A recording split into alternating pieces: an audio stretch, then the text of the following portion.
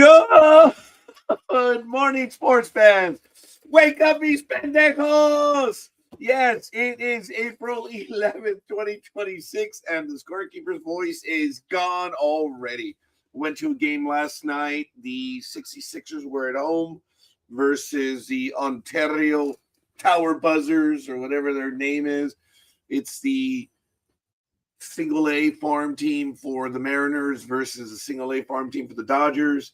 And hey, it was great. Bottom of the ninth, the home team, the 66ers, won with one out.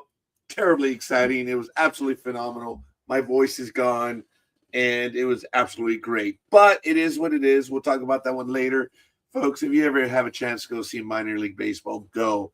Do not hesitate. It's absolutely phenomenal. But welcome, good morning. Today is April 11th, 2026. I am scorekeeper, and voice is gone already. So I'm figuring I'm only going to be on for about 3 hours today. So what little I have to conserve. Look, my daughter purchased me one of these new, what are these, tall cups? TAL, the water ones. So I'm going to be, I guess it's the lefty one. I'm going to be sucking away on this all day during the program. I have my King Taco burrito because we went last night after the program. And look, doesn't the office look a lot better? Look, there are no piles of paper. Woo! Just don't look over there. There are no piles of paper. Oh, okay, there is one here, but it's looking great. Absolutely awesome. Good morning, everyone. Whoever's in the chat room, why don't you let me know who you are and where you hail from? And let me know. I need a sound check. And I need to know if I'm working, if the sound is there. I have to do a sound check because somehow this stuff resets from time to time. And I bet you, all of you, find it amusing when I'm just talking to myself. Let me see. Audio. Yep, there it goes. Sound. Let's do a test. Ooh, I cannot hear myself. You know how annoying that is? There is no sound. I am unable. Thank you, Elway7. I am unable to hear the sound. Uh-oh. That's a dilemma. My sound is gone. Wow. That's crazy. So I do not hear myself. Not that I would want to hear myself, but I am unable to hear anyone else. Ooh. Oh, wait a minute. I heard myself earlier. I heard the intro music. Good morning. Yes. Thank you. We hear you. That's almost historically appropriate. But good morning. I did hear the music earlier, so I don't know what's going on. Hopefully I am transmitting. But yes, I'm glad you hear me. And we're going to have our first studio something. Here we go. All right. Are you able to hear me? Okay. Yes. Shut up. And 2. Sure. There we go. There it is. You can let me know. There's our first poll right there. And there it is, ladies and gentlemen. If you're able to hear me, type 1 or 2 in the chat. Yes, shut up. 2, sure. So there's the first poll of our new system right here. And this is crazy. I did hear the music, though, but I am not registering anything else. That's because I can do a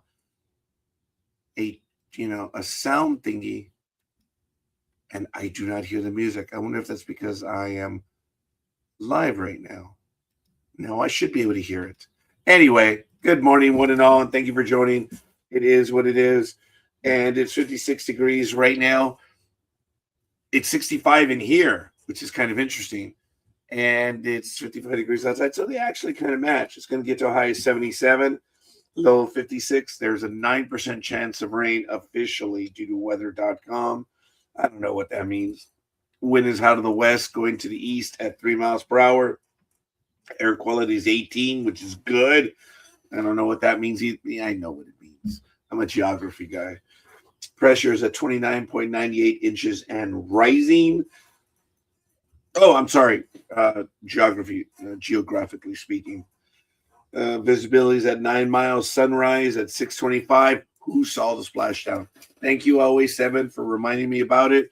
Wasn't that glorious? Absolutely glorious. Humidity is at 90%. Dew point is at 53 degrees. UV index, is 0 of 11 at this point. The moon phase is a waning crescent, and sunset will be at 7:19, meaning I probably will not see the sun today. Unbelievable. But it is what it is. I got to slow it down. That way you don't hear the Isn't that annoying when someone is doing that? I have that, and I know it's annoying. That's why I'm working on it.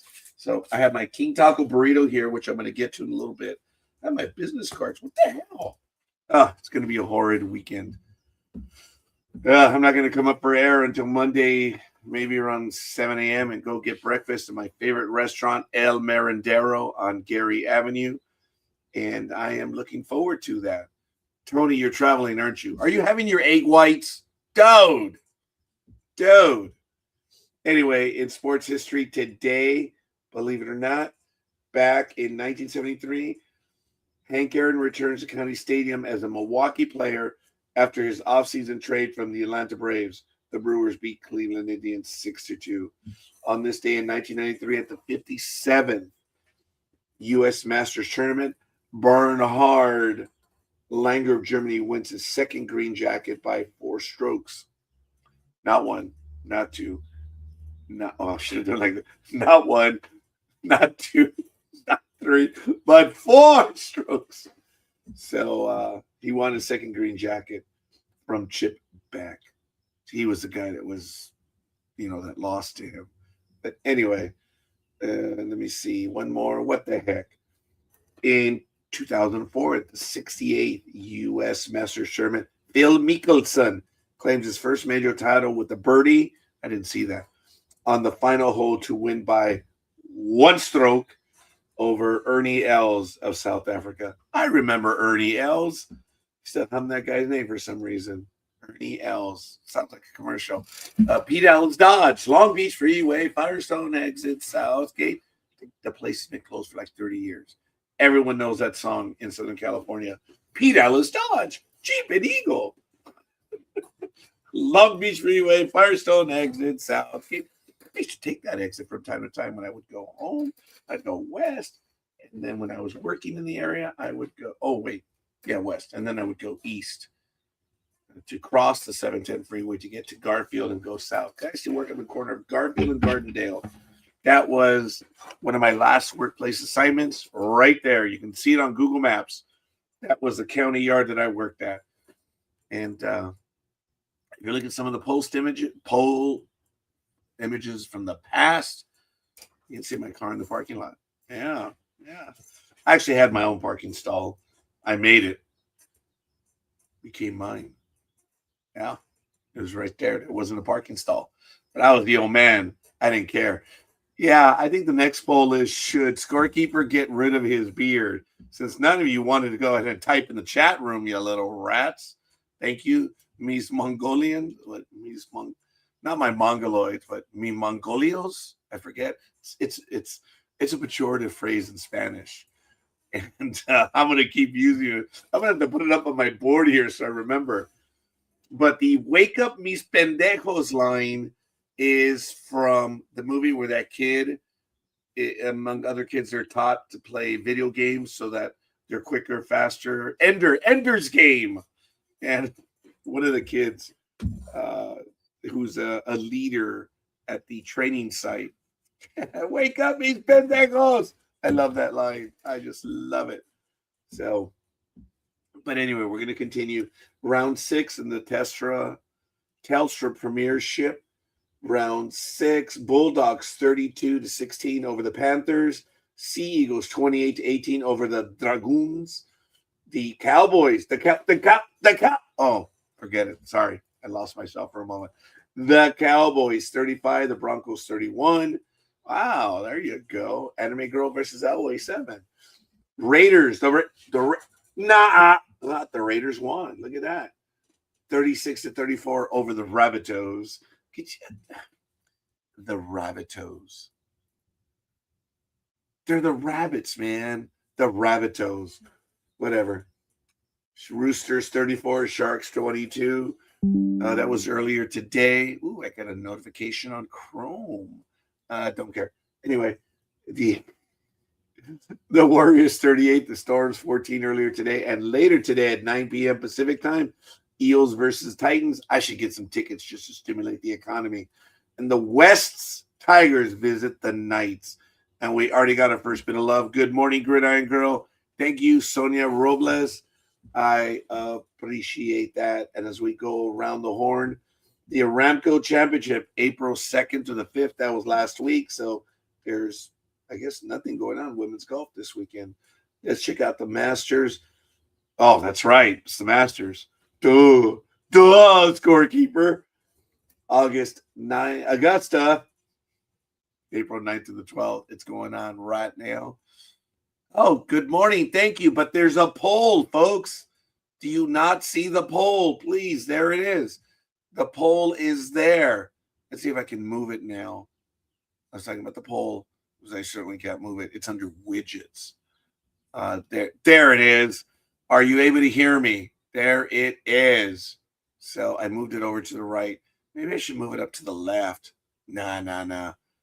Oh, actually, that was the right, upper right. Okay, how about the left? There it is. Are you able to hear me? So knowing that we in the Western world read from left to right, maybe it should be up there. But we don't always go from top to bottom because we stupid. But it's okay. Good morning once again. Yes, thank you. Thank you for joining. And here we go at the Masters. Rory McIlroy is minus 12, 132. Patrick Reed is tied for second with Sam Burns at minus 6 and 138. And tied for fourth is Tommy Fleetwood and Justin Rose at minus 5 and 139. So that's a quick look as we go into the PGA. NHL, no games last night. Wow. Lazy bums. Wild card. Here we go. NHL. I know the season's ending. So right now in the Eastern, the Atlantic, the Sabres, Canadiens, and Lightning have all won playoff spots. The Metropolitan have clinched the division, and the Penguins have a playoff spot. Then the Flyers are right now holding the number 3 in the Metropolitan, and you have the Bruins and the Senators with 96 and 94 points respectively in the wild card. Detroit, Islanders, and Blue Jackets are all within 1 point of each other, 3 points back of the Senators for the wild card spot. In the Western, you have the Central. Colorado has clinched the division, and the Stars and the Wild are in the final wild card spots. I believe they have home field advantage all the way through the playoffs. The Colorado Avalanche do. In the Pacific, the Oilers, the Vegas Golden Knights, and the Ducks are presently sitting in the 1, 2, 3. And you have, the Mammoth, which have clinched the wild card spot. And the Kings are holding off the Predators, the Jets, and the Sharks. Last week, if I'm not mistaken, the Sharks were way above, but it doesn't matter. And we have released the Kraken from the playoffs at 77 points. Aw, sorry, but this one is still close. Very, very close. So congratulations to all of them. IndyCar next weekend, April 19th. Usually this is the weekend for IndyCar, but I don't know what happened. Countdown is 8 days, 8 hours, 14 minutes, and as you see, the seconds counting down. Right after that, upcoming races, you have May 9th, the IMS Road Course, Indy 500 on the 24th, and on May 31st, Detroit. Mission Foods. I heard them all day yesterday. They're drag racing right here at the Winter Nationals, In-N-Out Burger in Pomona. They're about 15 blocks away, folks. And yeah, you can hear them all day. Reminds me of my old staff meetings. They just flashback to management meetings. That's all. I'll come up with me's Mongolians or me's Mongoloids or me. I don't know. Me Mongolio? Is that the word? I gotta look it up again. Mongolio. Yeah, spell it correctly. Mongolio. It keeps telling me to go to, in Spanish. You know what it means, right? It's really bad. It's a pejorative.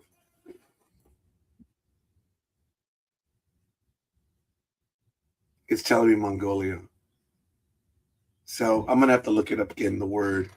I think I put it in my notes. Here we go. Let's see. Oh, Intuit QuickBooks. Where is it? Oh, Mongolitos. There it is. How are my Mongolitos? There it is.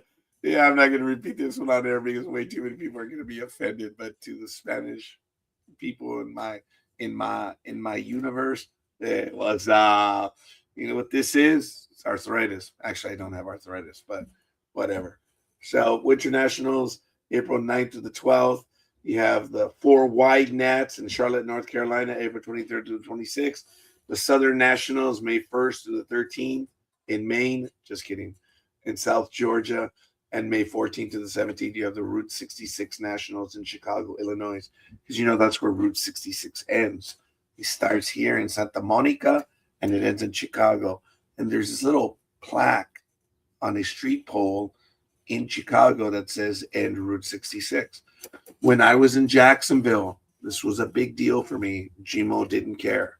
When I was in Jacksonville, Florida, I had to go to the end of Interstate 10, the Christopher Columbus Highway, because it goes from Santa Monica all the way to Jacksonville. And I was at the end of the Interstate 10. I've been at both ends, which is about right if you think about Scorekeeper's life. But that's neither here nor there.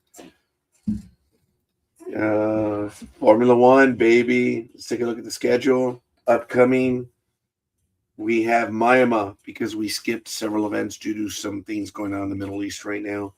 I know we skipped over Saudi Arabia and I believe Bahrain, maybe Qatar as well, but they're off this year because a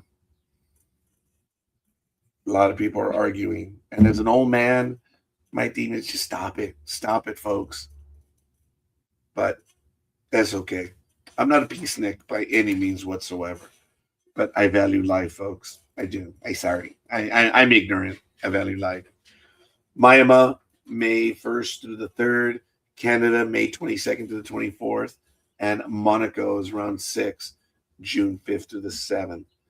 And coming up, NASCAR, baby, as we go around the horn. Yeah, last week. Bell Road to victory in the number 62 car at Bristol. That's a very small park. Hey, I got a hold of Solomon Walters. Actually, Solomon Walters got a hold of me. Must have to do with something being April 15th, but that's neither here nor there. Taking a look at Major League Baseball yesterday in Major League Baseball action on Friday, April 10th. Pirates, woohoo, are 8-5, folks. Pirates, 8-5.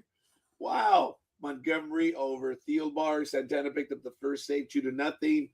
Diamondbacks edged the Phillies 5-4. Soroka over Luzardo. And Sewell picked up his fourth. The Tigres, way to go, Tony. I was going to say Timmy for some reason. Tony the Tiger. 2-0 over Miami.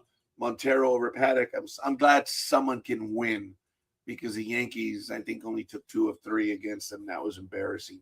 The Angels are back to 500, killing the Commies 10-2. Kochanowicz versus Burns. Wow, who the hell is that? Anyway, I'm sure Angel fans know. I don't know because I haven't been there. So we'll have to see. Blue Jays 10-4 over the Gemelitos. Mantiply over Woods. The Athletics, shockingly, won 4-0. And the Mets, losers. Clay Holmes took the loss. He's now 2-1. Yankees lost, blew it. Lamos They started the ninth inning rally and nothing. They fall to 8-5, the morons. And the Rays are now 6-7 with that win.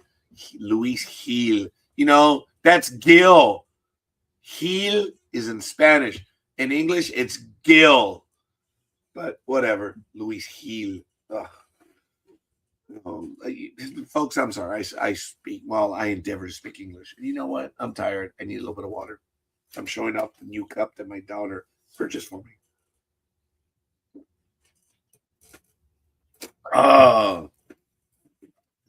With my credit card. But anyway, the hated ones.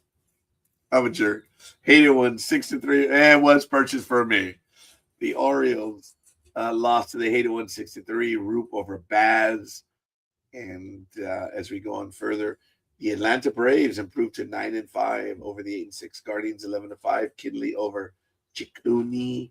And America's AAA team 2-0 over the Black Sox.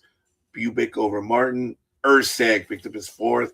Wow, the Nationals over the Brewers. Anytime the Brewers and the A-holes lose, God bless America. 7-3. Nationals pulling over McGill, Megill, Megill.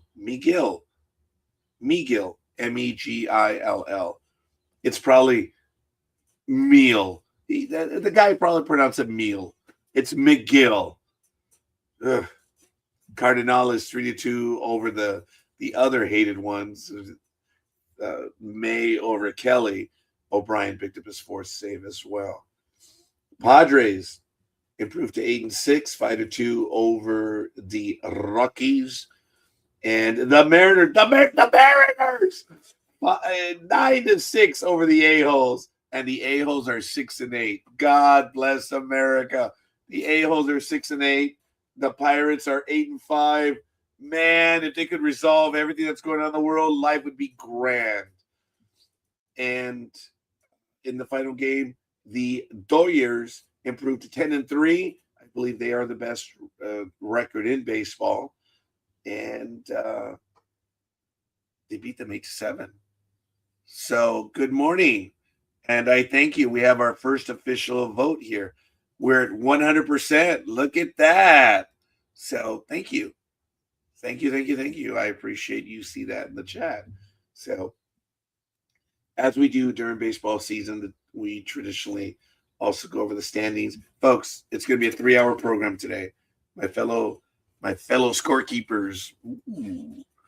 There's only one, but my fellow scorekeepers, my fellow pundits, my fellow commentators, my peoples, get in here. 6:24 a.m.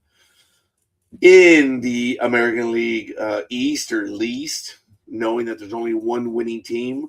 Yankees are 8-5. Everyone else is a losing record. So now they're in the American League least right now. In the American League Central, you have the Indians are 8-6. And in the American League West, I got to do some maintenance this morning. I think the next question should be, should scorekeeper get rid of his beard? That's another reason why I have to end at 9 o'clock today. I have to do the maintenance here as I get into my last weekend and last few days. Boy, the wrists are hurting, man. It's horrible. I have to dictate everything to the computer now. I can't do typing. I'm old. All my life I've been on a computer. So my fingers are like this. When I was on my cruise in January, it was embarrassing. I held up my glass of water and it fell out of my hand. That was horrible. So, yeah, can't open a jar of pickles anymore. Orville. Yes, that was an obscure reference. In the American League West, you have the Texas Rangers in first place at 7-6. In the National League East, you have the Atlanta Braves 9-5. In the Central, oh my God, because they're all in first place. The Pirates, the Cardinals, and the Cheaters 8-5. They've been the Cheaters because of Braun. You know that, guys. And he retired. He's gone. Get out of here, Braun. Enjoy your millions. And in the National League West, you have the Dodgers at 10-3. The best team in baseball is the Dodgers at 10-3 by far. So kind of cool. Major League Baseball is off to a start. Second best team would be the Braves. in runs scored. Let's see. Quick cursory look. Yeah, the Dodgers at 83. Oh, I apologize. The A-holes have scored more runs, 85, but they're 6-8. See, having a prodigious offense means nothing if you're giving up 87 runs. Look at that. So as much as they score, they're giving it up as well. So if they're scoring and giving it up, are the A-holes the hermaphrodites of Major League Baseball? Oh, that's bad. And I guess the best run differential is the Dodgers at plus 35. The worst is the Black Sox at minus 29 on run differential. So it is what it is. That's a quick look at baseball. Let's see. You're lucky I checked in and there was nothing booked. So I began to watch the 1964 Zulu, but had the computer on charge and did a quick check of YouTube. You mean Pendejo Tube? Yes. So yeah, I scheduled the last minute. I do that from time to time, but thank you. I try to get it done early, and I have no bandwidth left, folks. There's no other way of saying it. I've been exhausted. I'm exhausted. This smile is fake. There is nothing that Scorekeeper has left right now.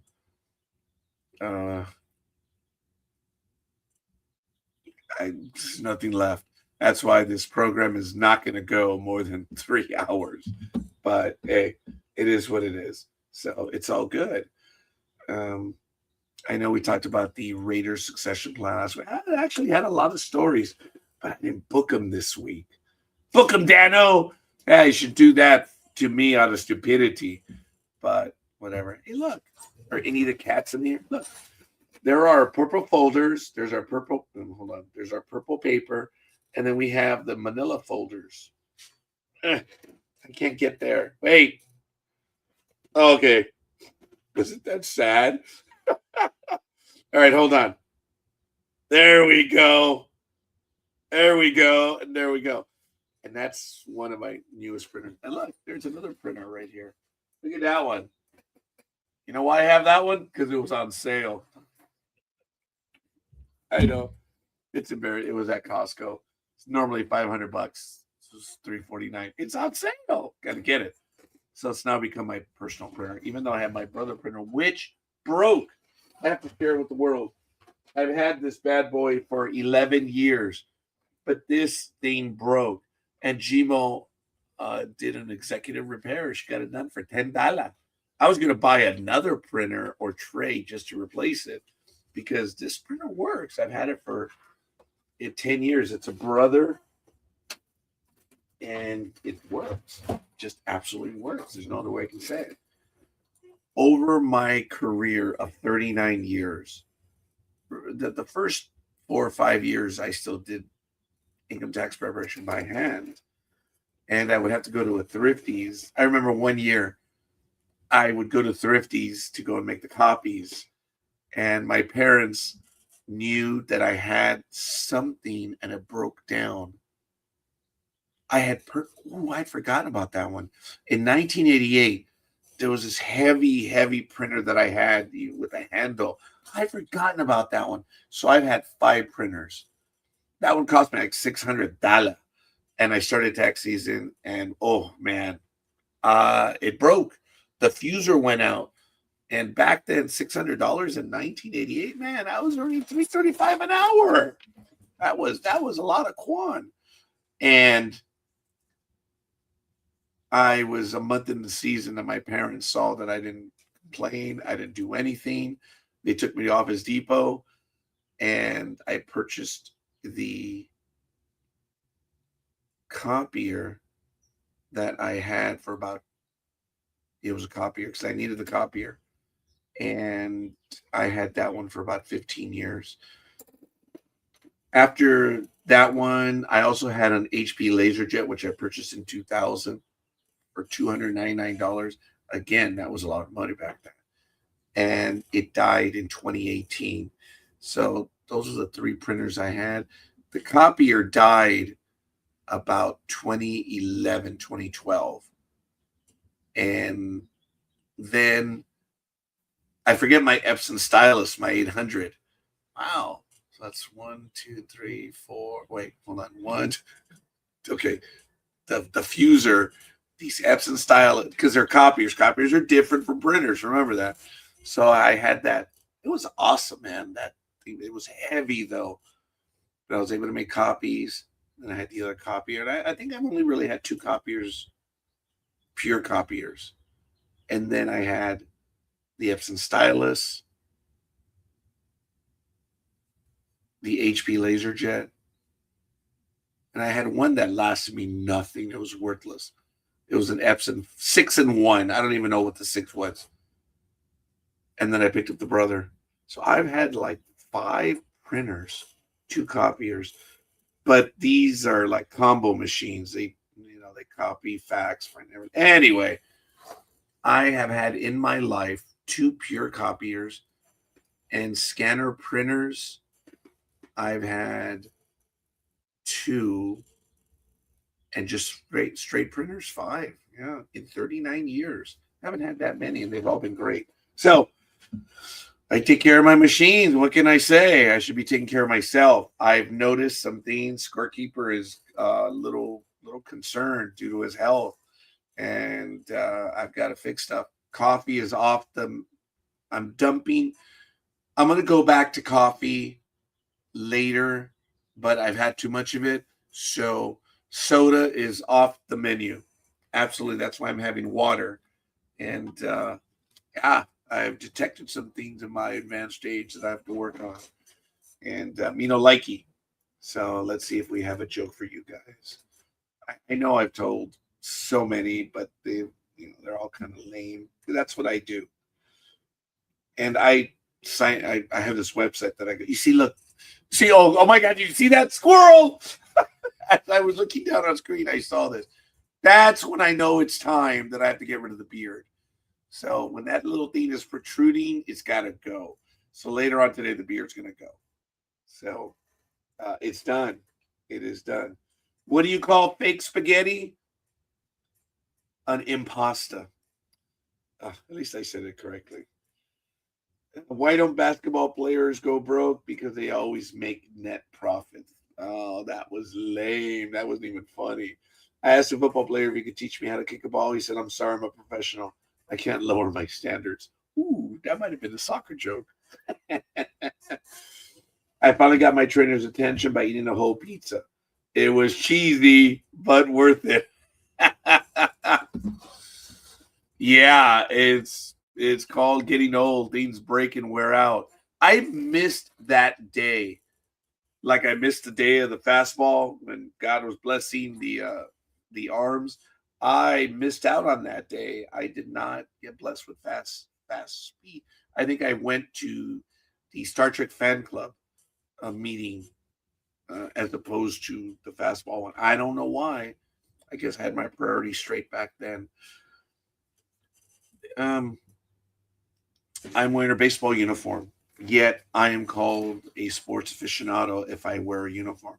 I wore the uniform yesterday to the 66ers, and it was normal. But yet, if I would have had a Star Trek uniform on, people would have made fun of.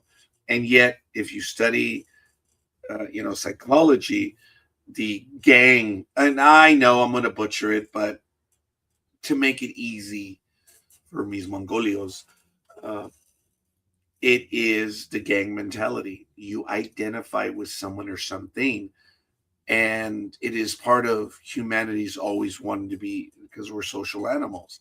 Look it up in psychology. I have no time to explain it to you. I'm doing the best I can, but and the whole idea of the ridicule of someone wearing a Star Trek uniform or dressing up in Star Wars, they're referred to in a pejorative nature. But yet, if someone dresses up with a uniform, or even if you look at Raider fans, what they do, that's normal, but yet they will scream and yell and act the fool, drink beer, and be stupid, but that is part of society. Yet if someone dresses up, and I suppose in cosplay, that is, and I'm not going to use the N word because I believe the N word is pejorative. So there's a point to all of this. The gang mentality is who and what we are. It's what we identify with. It's even having to do with a part of our social economic groups. The first time I found out about the gang mentality from psychology is through social geography. That was geography number 2, cultural geography, which was really, really cool. And I don't know, I'm way off topic. I think I'm losing the audience because it is what it is. But, when you use the N word, it's pejorative to many people. And I'm going to use it shortly just to make my point because it's annoying. I have no problem saying the N word, but I think it's a pejorative word. And when you see someone dressed up as a Star Trek fan, when you call them a nerd, it's why? Yet you have a sports fan, these people will do what they do. Then you have other people that will dress up. It's really dumb. But anyway, I'm way off topic. Whenever I hear someone say that I'm a nerd, well, good for you. I'm glad you're claiming your stupidity. But I prefer not to refer to anyone as a nerd or, any other pejorative other than Mongolios. Mongolitos. Oh, man, you guys should look it up. It's an awesome word. And no one's going to get you for it unless you speak Latin. And they're probably going to laugh anyway. What was the comedian's name? Bobby May. He talked about his friend Rusty, the one that wore the football helmet. Oh, man. Ralphie May. Oh, man. Talking about a comedian leaving us before his time. That guy was absolutely awesome. That's a shame. So, but anyway, no one will say that about me when I pass. I'll tell you that much. I did have this happen once to me.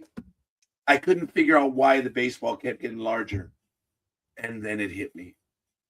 So there you go. Those are scorekeepers' attempts at humor this early in the morning. So let's take a look at what's happening in the world of sports. I know that the ABS is driving people insane, and I find it terribly amusing. If you're going to have the ABS system, people are already saying, oh, well, teams only get 2. No, you get 2 opportunities to get it wrong, and hitters are getting it wrong. Now, someone, I think it was Brody Brazil. Yes, Brody Brazil. I've told you can follow him on YouTube. Guy's really cool. He's from Northern California. And he did the video, I think, just a few days ago. So the statistics are probably already gone and done. Otaku. I'm sure you'll correct the pronunciation because I don't even attempt, other than hi, to speak Japanese. Otaku. So I'm sure you will help me correct that shortly. I will. Otaku. Mongolito. It's the R word in English, folks. Okay? When I say Mongolito, I didn't realize it's the R word in English. I won't even say the R word because it reminds me of having to deal with people in my old workplace. Because, boy, were they. And, yeah, they are. And God bless them. God bless them. They're good test takers, but when it comes to dealing with people, they're, man. Engineers, I believe, it, of course, is a belief, so I get to mess around by saying it. Engineers, especially county engineers, they're really, really high on the spectrum. Oh, God, yes. When you have to deal with them, oh, my goodness. Yeah, they are. And that's just personal experience. It's not a theory. It's just having to deal with them. You realize you're either a good person or a bad person. Because I couldn't deal with them. I already had one at home. I mean, come on. What are you going to do? All right, here we go. Otaku in Japanese is a Japanese subculture of people with consuming interests and hobbies that lie at the juncture of science and fantasy. Oh, impressive. I like it. So, come on, folks. I've been blabbing for 40 minutes. Where are my co-hosts? And if they don't want to join this morning, well, I don't know. I have no bandwidth, none whatsoever. Oh, I got a notice. Anime Girl entered the studio. So all hands, action stations.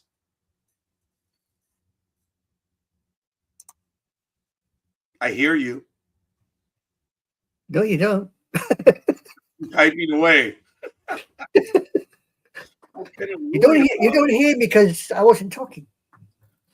See, I'm classified as an otaku because of all of this. I'm sorry, what was that pronunciation? Otaku. Oh, I just said orotaku. And oh my God, I knew I got it wrong. No, that's all right. But no, because of all this, but you get ones that are into the railways, into baseball, basketball, you name it. They're all classified basically as somebody who's obsessed with one thing. I'm obsessed with baseball. I am obsessed with science fiction. I don't know if fantasy is, well. I could say something, but I'm not going there. I had two or three items. Not this time in the morning. I had several myself. So I think it would have just, who's going to be crueler? So I'm just, no, this is my stuff, animation in general, because I've got all the Western stuff over that side. Oh, how apropos. Now I'm just curious. I am facing slightly southwest. I, for the most part, face west. I didn't say that. I said I generally, Lord of the Rings, man, come on, Harry Potter. I have an affinity more for the science fiction. I know it might be science fantasy. I believe Star Wars is science fantasy. So, it is what it is. And welcome one and all. Good morning, Michael. So, look, you guys should vote. Morning, Michael. I have one vote. Yes, shut up. And I'm violating that. That vote will be open for a little while. Go ahead and type in the chat room. 1, yes, shut up. 2, sure. And the question is, are you able to hear me? And ladies and gentlemen, all hands, battle stations. Morning. Dude, you sound like something that you look like something that I avoided on the road back in Alaska when you did that. What's going on, homie Claus? Because homie don't play that. Finally got to have internet, damn it. Internet's been out since like 11 o'clock last night. Some idiot hit the power thing again on the curb, like right down the street. Nah, be honest, you didn't pay the bloody bill, that's all it is. No. You didn't That's pay the one bill that always gets paid, the internet and the phone. No matter what. Okay, I'll let you. Oh, hello. There's something. What is it? What's that? I said yes. Oh. Yeah, what we imbibing? Oh, water. My daughter purchased this for me, and I'm just drinking water. I'm sorry. Okay. I have another one, which so you're one of me. No, the other one. So that's the Coleman one. You're one of the cool kids now. Oh, I don't know. It's a tall. It's a TAL. It's the Walmart brand one, I suppose. Big my dog. Daughter, of all things, my daughter goes to Big Walmart dog. regularly. He's about as cool as a chili pepper. Let's be honest. I most wholeheartedly agree. But I say fantasy, and the big dog shows up. So does your skin still burn a little bit when you go to Wally World or Sam's Club? I've actually I went into Sam's Club because my office manager drugged me in there, and she was trying to say how it was much better than Costco, and because you're able to walk out without showing your receipt. I'm like, yeah, but it appeals to my senior clerk mentality that Costco is better. But you need it burn. It did burn in Sam's Club. Didn't you scorekeeper? It appeals to your OCD walking out without showing your receipt. It does. It just look here. There's my receipt. Look at it. It matches with the cameras, all my purchases. I have no illusion on that. So yeah, it matches. It really does. Would you buy a car from this man? Would you buy a car from never. No way. Never. You might from that one, but that one. Big Dog can sell you anything. He can get you to do anything. Big Dog is a good person. And, I can sell ice to an Eskimo. He probably can't sell Santa an Arab. I don't know. Right now, it is a little cheap. Well, that's there. I'll come with the camels. You know, I'll try and take the fleas off first, though. Yeah, you need it. Short arms. You know, fleas. Short arms. Just so you can tell your office manager, Costco is better because it's a proven fact that Costco gas is better than Sam's Club gas because Costco gas has been rated top tier gas, whereas Sam's Club has not. Oh, so that's okay. I believe she is not feeling well right now, so I shouldn't really say anything other than her mistake. Are you going to take soup to her later? No. Are you going to take a bottle of tequila to her later? I'm just going to have it sent over. I don't have to take that. That girl, as Big Dog pointed out to me, every picture she has, there is a drink in her hand. Yep, everyone. Yeah, I did notice that. Yeah, so, but we got no Speedy today. She said it's early. He wasn't joining, and we got no Dodo Boy because she's off polluting the atmosphere somewhere with his cigars. Oh, that's right. He's with his boss. Remember, he's driving his boss around. Oh, yeah. It's got to go. Maybe he'll be attacked by some demented squirrels after they're nuts. Okay, but that's funny. But they love him because he feeds them. That's what I'm saying. They'll be attacked by a demented squirrel demanding their nuts. Oh, well, something wrong there, scorekeeper? Yeah, it's time to get rid of the beard. When it starts growing out at an angle, it's time to go. Yeah, so I have to get rid of it. It's just I've been lazy. Yeah. Oh, what a shock! Isn't it weird how the beard is mostly gray, but the mustache is still essentially dark? Yeah, I guess it's the same with me. It's the same with me. Yeah.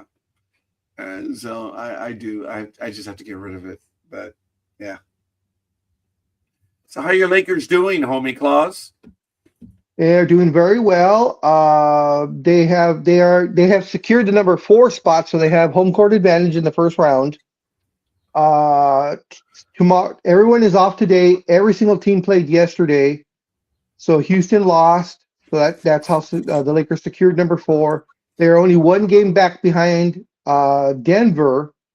So if Denver loses and the Lakers win, they'll have the same record, but the Lakers have the tiebreaker, so they can actually get the number 3 spot tomorrow. And the Lakers are playing the worst team in the NBA, the Utah, one of the worst teams in the NBA, definitely the worst in the West. So of course they'll probably lose to them.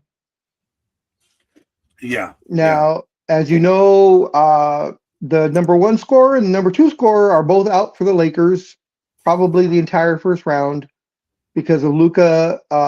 Luka has the calf problem, and Austin Reeves has a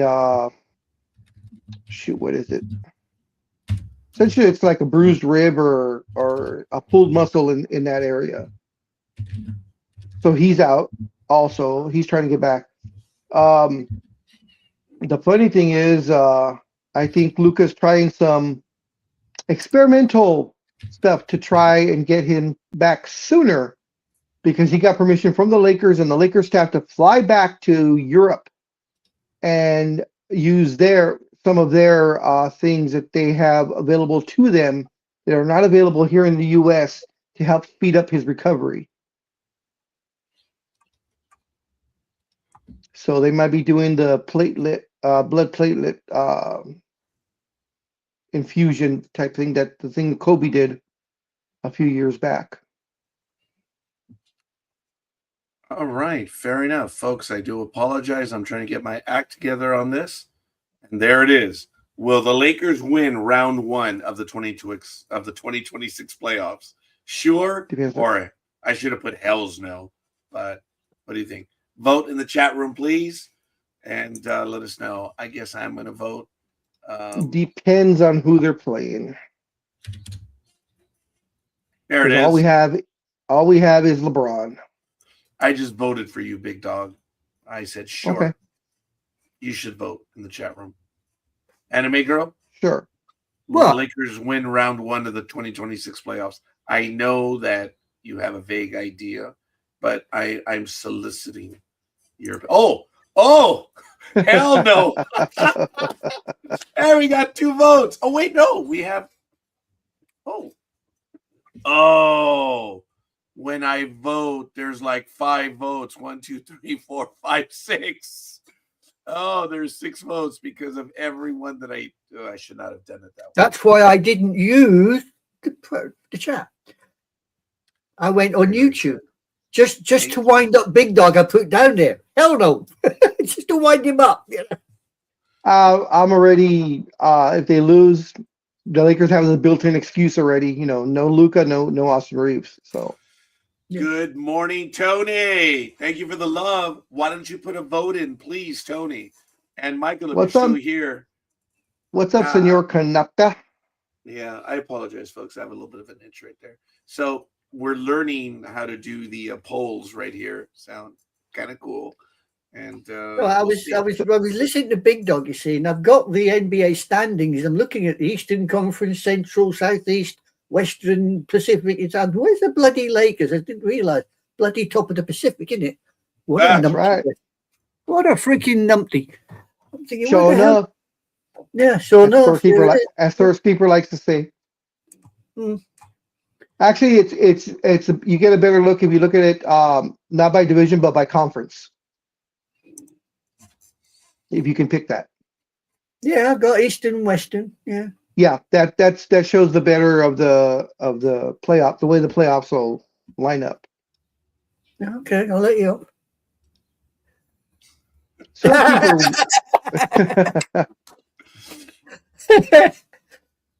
Scorekeeper, did you like the Ichiro statue that was unveiled yesterday?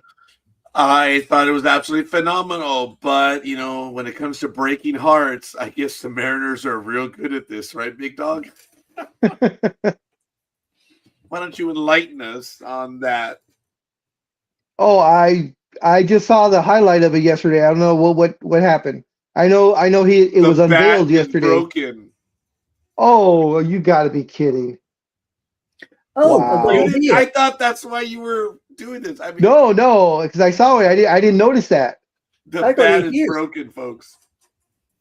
That is too hilarious. It's beyond. Ichiro, if anyone deserves a statue, if anyone has earned a statue, it would be Ichiro Suzuki. I was just hoping that Seattle got the people that the Lakers get and not the people that the Heat got, because that Dwayne Wade statue is horrible. His face is totally contorted, doesn't look anything like him. I was talking about Dwayne Wade the other day, and which is a song. Big Dog. Big Yes. Dog. Yes. You ready for this?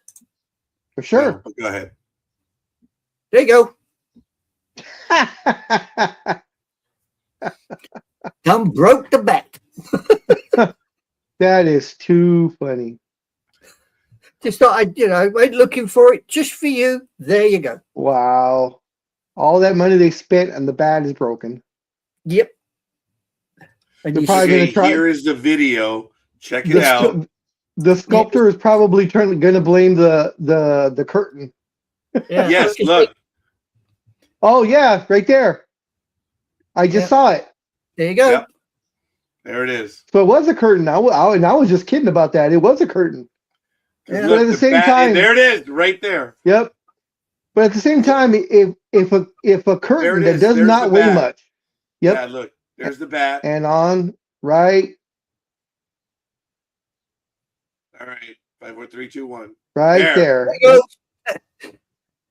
And the face of the The face of If the it was- statue sort of looking at the bat saying, idiot.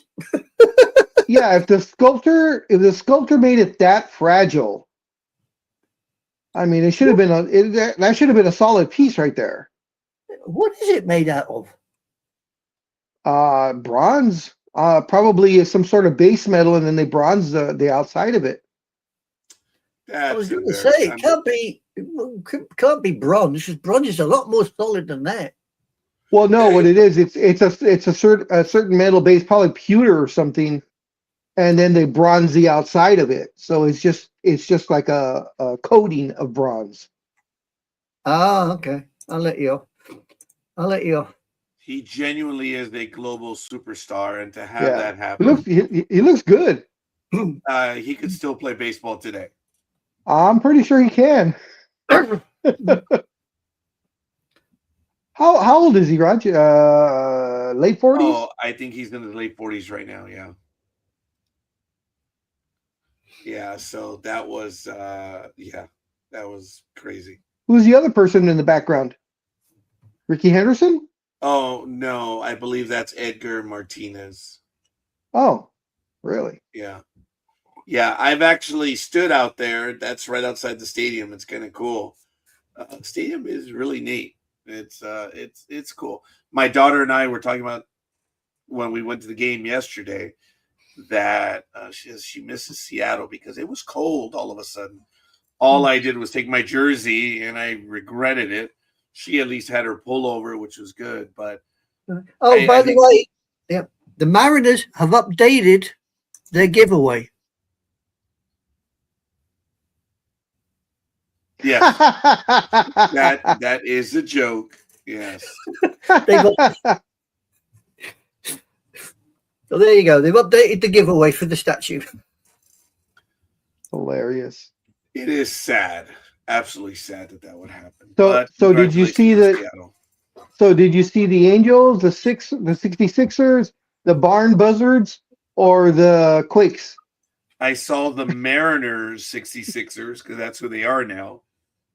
They came from behind to win.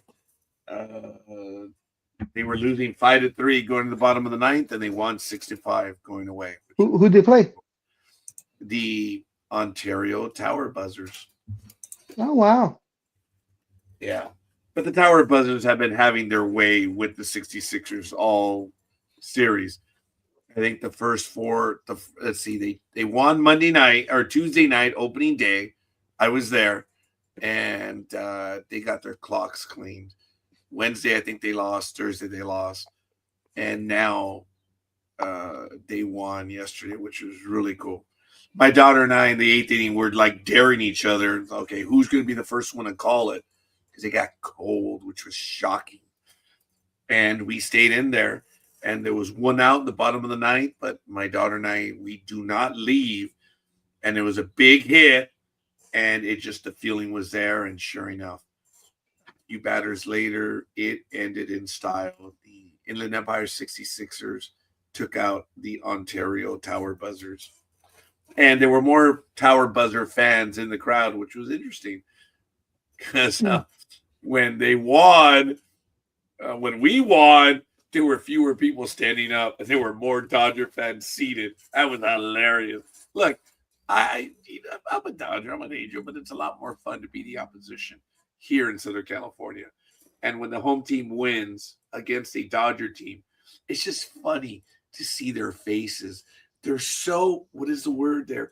It's beyond expectant, but they have this stupid, jackassic attitude that I'm going to win all the time. And when they don't win, it's like, does not compute. Line 20, go home. It's funny that when they lose, they can't handle it. They cannot handle a loss. And it's damn funny to see any Dodger entity lose. But like I said, it was cool. They won yesterday. Beautiful comeback. That's why my voice is gone. So, but before we go any further, ladies and gentlemen, it is 6 a.m. No, 7 a.m. I apologize, on the Pacific Coast. We are entering the second hour here on Sports Talk with the Guys, home of the Monday Morning Quarterbacks on Saturday. Big Dog Thou Si, was senor. about to utterest something. What do you think about the Dodgers comeback yesterday and get the ninth inning walk? Well, everything now is a walk off. So Max Muncy hit his third home run of the game to help the Dodgers beat the Rangers. I believe it was 8-7. Didn't watch it. Wasn't watching. Well, you were at the game, so Yeah, and I've been a bit busy as of late, so and I apologize, folks. Gmo and I did visit King Taco last night after the game on Sierra in Kentucky, and yep. I was so tired I was falling asleep waiting for the food, and then Seriously. when I'm actually at the counter, all of a sudden I'm like, "Oh, I'm sorry, what?" She goes, "No salsa." I'm like, "Oh." The smell of the food woke you up. No, I was that tired. I was a bit Did you have worried tacos? about driving Tacos or home. burrito? Tacos or burrito? I had one burrito yesterday, and I'm going to have another burrito right now. So, Oh, you just had to remind him, didn't you, big dog? No, I already had it there, and I was talking about it. I already showed it on screen. That was for you, anime girl. I'm going to kill myself on air. Let's see how you feel about this, scorekeeper and anime girl. As I said yesterday, every single team played. So all 30 teams played. So there was 15 games yesterday. The NBA set a record as Friday's slate sees at least 168 players out due to injury or illness, or as I say, load management. It says all the starters for the Thunder and the Nuggets who played head-to-head yesterday, they were all ruled out. And it says around the NBA, no fewer than 168 players, including 14 players from the Memphis Grizzlies, were held out of Friday night because of injury or illness. Cool. It's BS. Personally, that's some bullshit. I'm sorry. Yeah. The amount of money that they charge to see for these games, and you're sitting out the entire starting, like the Thunder versus the Nuggets yesterday. So the world champs sat their entire starting lineup, and the Nuggets sat their entire starting lineup. That's just that is too much, at least for me. Mm-hmm. Well. Scorekeeper doesn't care. He's eating his burrito. I agree. This isn't baseball, folks. Where you have a game. I don't, but thank you. I thought the NBA had rules about this where you couldn't do this, but apparently teams are getting around it. Yeah, by reporting either because the Thunder versus the Nuggets was not on NBA TV, and or it wasn't on any of the major stations, so it wasn't a primetime game. So with that, you only have to give, I believe it's that 24-hour notice saying you're going to sit your player because his pinky hurts or something. So there's our link if you want to go ahead and join. Good morning. Your guy's busy today. He's busy. Mm-hmm. He ain't going to be in today. I mean, you do realize that a whole 90% of the audience just got up and walked out because you're sitting there sucking a burrito, don't you? Put some chili on it. Make sure there's no seeds. Adventures and try some wasabi. Make sure there's no seeds in there. Okay. First of all, I've had the wasabi, and when I was on the cruise, I also had wasabi. For the love of God, if you have a cold, go have some wasabi. Yeah. You want to hear a funny one, guys? Please. When I was still married, we went out to early on, way early on. God, I was still in my early 20s, mid 20s, right in there. And we went to a Chinese restaurant, and they served wasabi. And Raj, Emma thought it was avocado. You mean he didn't make her? he scooped an entire teaspoon onto her. I think even the rice mixed with the rice or whatever, and she just Yes. In other words, she did a mater in the film. She did a mater. yep. Get on there, boy. Oh, I didn't notice because I was eating. And I was like, oh wait, and she just as she put it in her mouth, I was like, oh well, she's gonna learn real quick. Yeah. Learn once. It's like you put the fork in the outlet. You learn that one time. Yep. We don't have that problem over here. Our plugs are slightly different. I know, stupidity. But there's two lessons to be learned by plugging the fork in there. The kid will be shocked, and then you're out of power for so many hours. Yeah. Because of that, so everyone pays the price.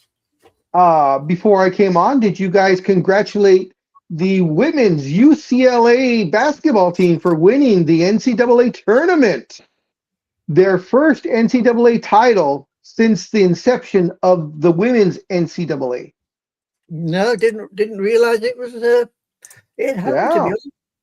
Yeah, and they coasted. They dominated. I think it was, I forgot what the score was, but it wasn't close. So congrats to the Lady Bruins.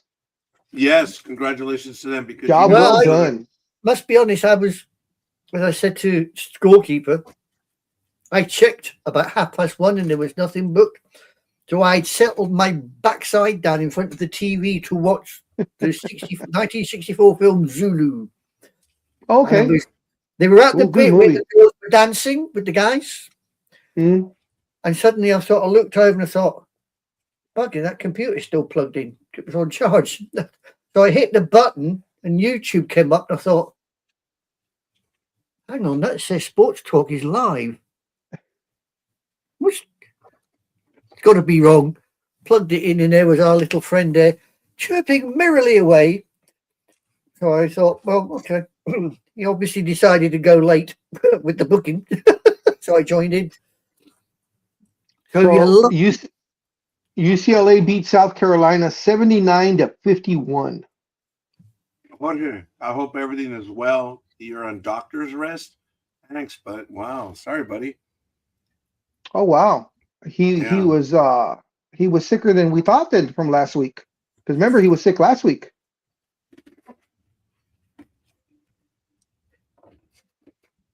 Roger, don't remember? I have no bandwidth right now. You're just focusing on that damn burrito. That's what it is. Okay, that's true. But I've had people call me and say, "Hey, Raj, remember last?" No, I don't remember last anything. I have no bandwidth right now. There's nothing I can say. I'm not on autopilot. I think that broke a little while ago. I'm just trying to get by, folks. I'm just trying to survive right now. To keep you off of that, the burrito, is that carnitas asada, pastor? Carne asada. That's why. Jorge, I'm sorry, brother. I really didn't realize. I don't remember, folks. That is insensitive of me. Scorekeeper, do you eat carnitas or no? Rarely. I'm stuck on. But you see, I slathered it with salsa, folks. Green or red? Green. Now, is there green the hotter one or the mild one? The red is the hot one? Oh yeah, and it still is hot. But they're from North Mexico then, because I believe North Mexico goes red hot, green mild, and South Mexico goes the opposite way. Because I know you were about to say it depends on where you go, because sometimes it's the red's hot, sometimes the green's hot. That's why you always ask. Unless you're able to breathe, unless you're able to, eat fire, it doesn't matter to you. But for those who can't, should ask first. Yes, at El Merendero, my favorite restaurant. Only because the bakery, the young lady at the bakery, is the only reason why I go. Anyway, trying to get a look at her conchas, huh?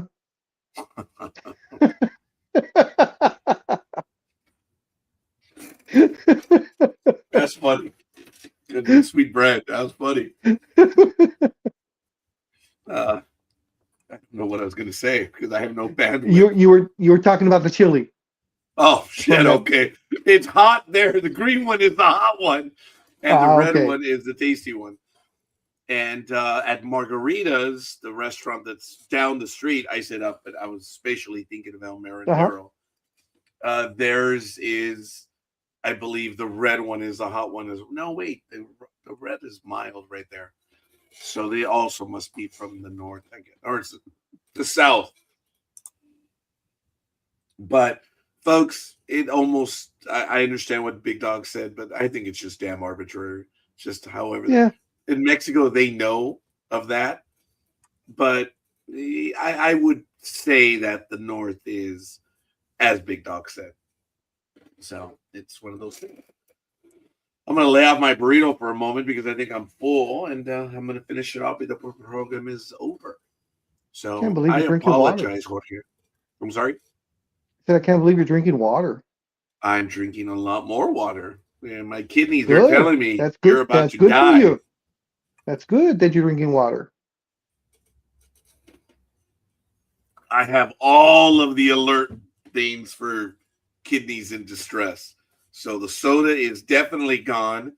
The coffee for right now is gone. But if you take coffee black, it's good for you. So coffee's gone. So Tony, if you drink it the way Tony does. I'm not as privileged. Is that with or without the egg whites? without, but I am changing everything. So it's all good. That's why you're getting forgetful, you see. You've changed that bloody much, you forgot what you did the first time. Yeah. So are you on Lasix by any chance? No, or no? No. Okay. No, I know I have to change things. I'm getting all the signals, and I've detected them. So it's like, okay, got to change. I've been drinking water for months now, but apparently I've not been drinking enough, because when I go out to breakfast, I have a small cup of coffee, which I don't finish, and I have 2 cups of water. So I'm beyond that. That's what I'm saying. I'm getting the warning signs. So I have to increase my intake. That's all. But I don't drink enough water, period. So now I'm going to be doing at least one of these. And because I have this one. I can't take water just to take. The Raiders one. I probably drink about 10 or 11 of these a day. You see, if I did that, I'd be in the White House permanently. When you named it, becoming like t'other. Simple as.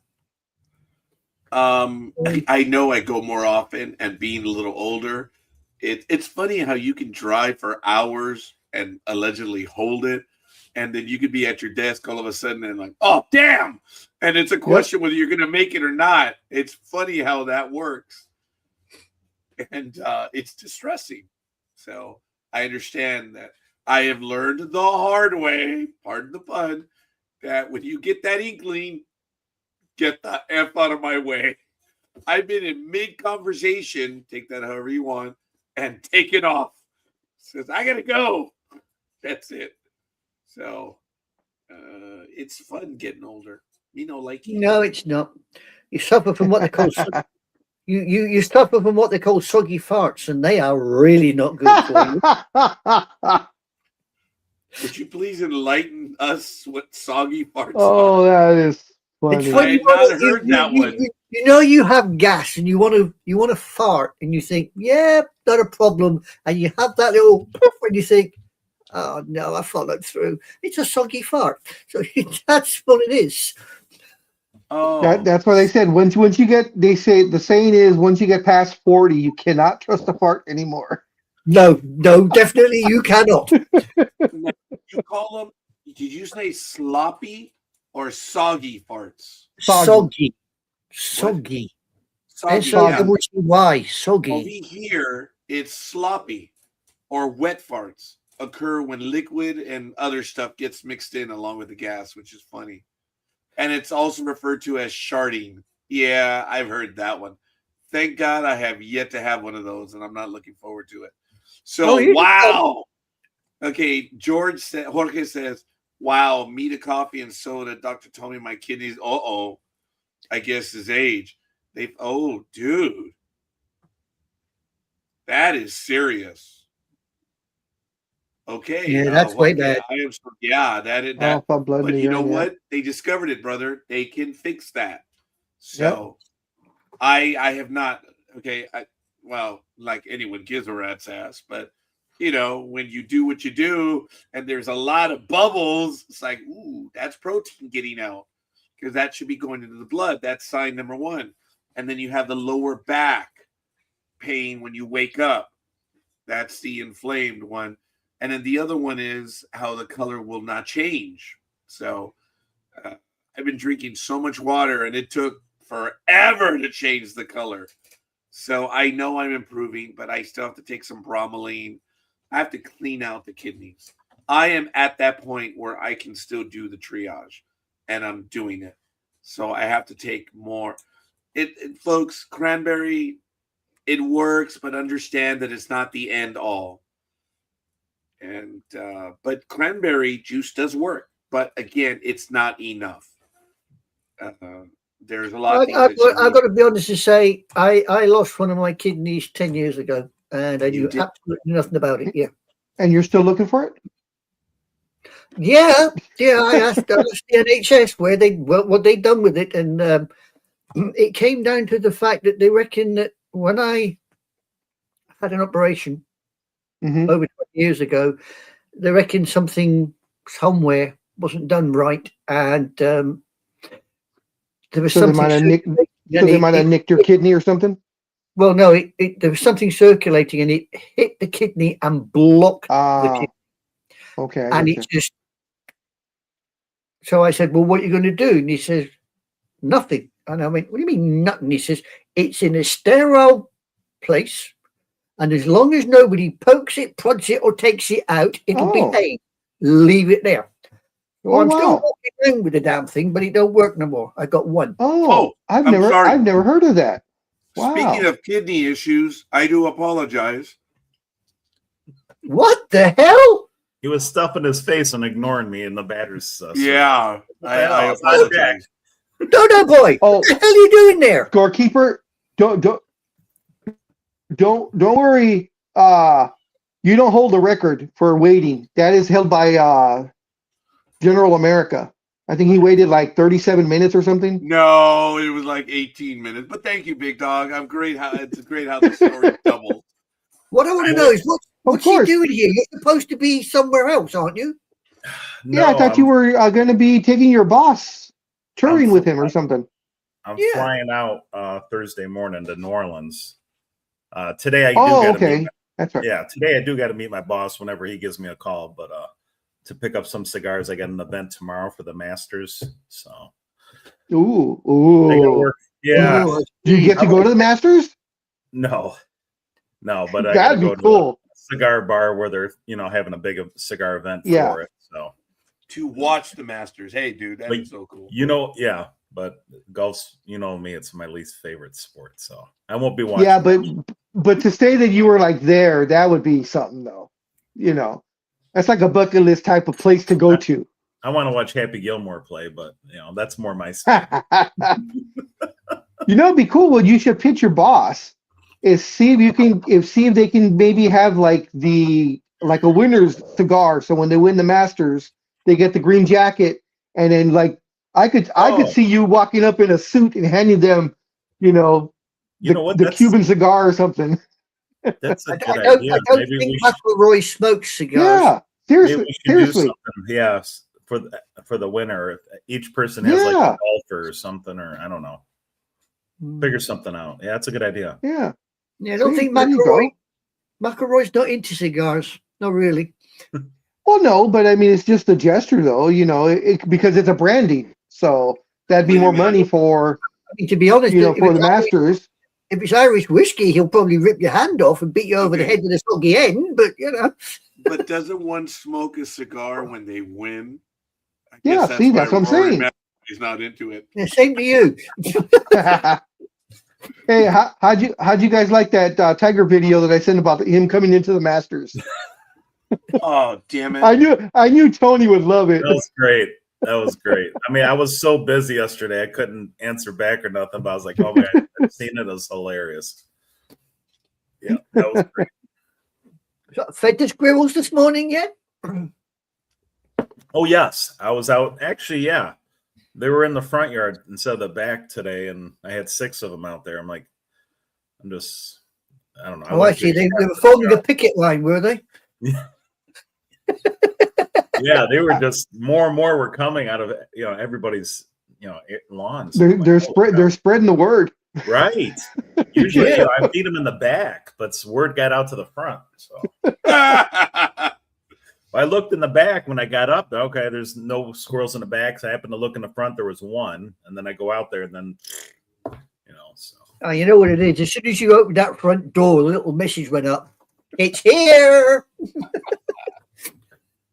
because I wanted to feed them early so I could get on the show earlier, but I didn't expect to get bombarded. And I gotta say, I love the shirt.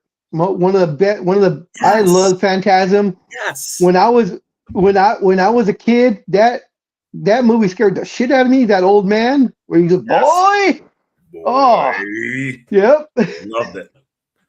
Perfect. Yes. And Pretty who was that? underrated as far as horror films goes, but it has a cult following though. It does.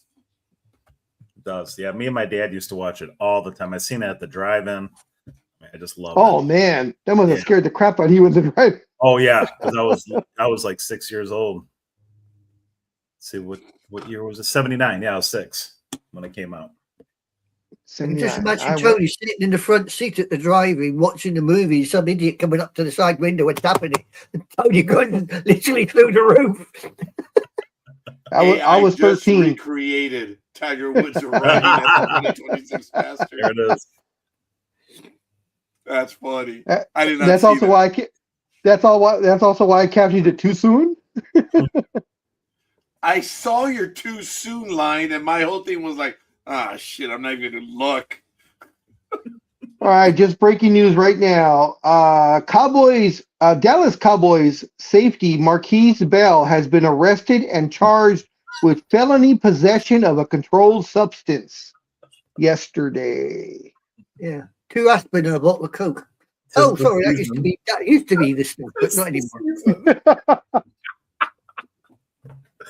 Oh, I remember the day when you could do that. Actually, you get a bottle of Coke and a couple of aspirin, drink the Coke, and you're as high as a kite. Well, yeah, that's when Coke had. That's when Coke had Coke in it. When you were just a wee little child. Yeah, you had a dirty penny, stick it in the Coke, it come out shiny. No wonder I still feel remember I read somewhere that some builder in New York used to drink a bottle of Coke a day while he was working, and after 40 years he found he was shall we say, not important but a similar word, so he took Coke to court, and they proved that's what made him impotent, was drinking all the damn Coke. Oh wow. That saved him a lot of money. Shoot. Yeah. Well, that was the problem. He couldn't shoot. That was the problem. Yeah. He's firing blanks. That was a very good investment. That was a very good investment in Coke. Scorekeeper. Coke started.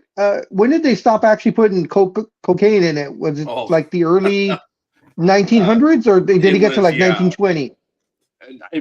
Very good question. It was in the early part of the 20th century, Big Dog. There's still rumors it still is in there, but if you do a test, you can find out if there really is Coke or not. So, Mexican Coke tastes so much better because they use real sugar. They use real cane sugar. Yeah. Oh man, I saw the stupid question on Google right now because people are stupid. I was gonna type in Coca-Cola, but above it, you know how it has all those suggestions. It said, when was cocaine removed from Coke? I'm like, oh my God. What So more? when was it? 1903. Okay. 1903. Thank you. Okay. Yes. That was it. So Tony, you were, I don't know if you were in the background listening to us or not, but what did you think about Ichiro's statue with the bat breaking? It's unbelievable they made it that fragile. I mean, Yeah, that's exactly what I was saying. I mean, come on, a curtain pulling on it. I mean, And if that, you got to make it strong enough for somebody to do a pull up on it. I mean, come on. yeah. You know, somebody might climb the damn thing. I mean, you got to. So- I mean, this is Seattle. Yeah, I mean, Yeah. as I said at the time, what the hell is it made out of, for crying out loud? I mean, I'm What? sure the Rocky statue, I could climb on it, hang on Rocky's arm. It ain't going to fall off. I mean, that Yeah, thing's- that's true. Well, we've got a statue in Glasgow. It's Wellington. It's got the cone on its head. Uh-huh. It's the standard thing. If somebody takes the cone off, the Yeah. new one gets put on. That's been there since the 1800s, and that's still got people swinging off it. So, you know, Yeah. why the hell they made something that fragile in that sort of position? Christ almighty. No bitter. And You wanna I was, Not an animal. yep. That's what I was telling Scorekeeper too. You know, when I heard they were going to unveil the statue, and I was like, oh, great. You know, I hope they got the guy that the Lakers used, not the guy that the Miami Heat used, because Yeah. that Dwayne Wade That statue was is not Dwayne horrible. Wade. Yeah. Yeah, it's not Dwayne Wade. I mean, And the whoever the Ichiro Lakers statue looked used, huh? good. The statue looked good for Ichiro. Oh yeah, yeah. Except for the bat. Yeah, but it wasn't like you said, Dwayne Wade. Wade's statue was horrible. I was like, who is that? Oh a yeah, face and you know, I don't think they changed it. I think they kept it. Oh no! I think it's still there, and I'm like, oh wow, that's How that. did that get approved? Yeah, I couldn't even see him in there Yeah, at all. And No. and Dwayne Wade, and you know, he had to play it off.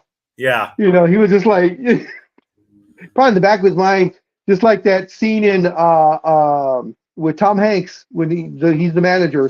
Help me out, Raj. The girls baseball league, Oh, League of Their Own. League of Their Own. Thank you. Where so I'm pretty sure Dwayne Wade was like, motherfucker, kiss my ass. Oh my God! Yes. You know, Dwayne Wade was saying that. That's right. Kiss my big fat furry ass. Jesus, Tom Hanks, man. I think that is one of his best roles, man, as Definitely. the manager. Oh yeah. definitely. Evelyn, Yep. Evelyn, come here. Oh my God, when he flips out on her. He says, why did you throw the second when we had, why did you throw the third when we had a 2-run lead? You let the tie run get out base. Which team do you play for? The Peaches. Because that's good. Because I was wondering. Jeez, Did you ever watch? Did you ever watch the miniseries that they did? I think it was either HBO or Netflix. No, I did not. I think it know. went. I can't remember who. I can't remember who went 1 season or 2 seasons. I think it went just one season, and I thought it was. I thought it was okay. It wasn't the greatest thing in the world, but I thought it was a pretty good series. There's a lot of activity going on right now. Forgive me. I'll be right back. They'd made a series, A League of Their Own. hmm Oh, I can't remember what it was called. Let me see if I can find it. I saw something like that on one of our channels over here, and I thought I remember the film because when it Madonna was in it, wasn't she? The film, Madonna was in a film, yeah. but I don't think she reprised her role in the series. No, I was just saying I remember the film because Madonna was in it. Dude. I really am. All the Yeah. stress Yeah. is killing me, dude. I am losing weight. So when I saw the series and it said, series, I thought, what? I did try to watch it, but I just couldn't follow it for some strange, weird reason. It just, never mind. Hey ho. Hi ho. What are we talking about? The series of what was it called? The film League of Their Own. League of Their League Own. of Their Own. Yeah, The series. movie was absolutely phenomenal.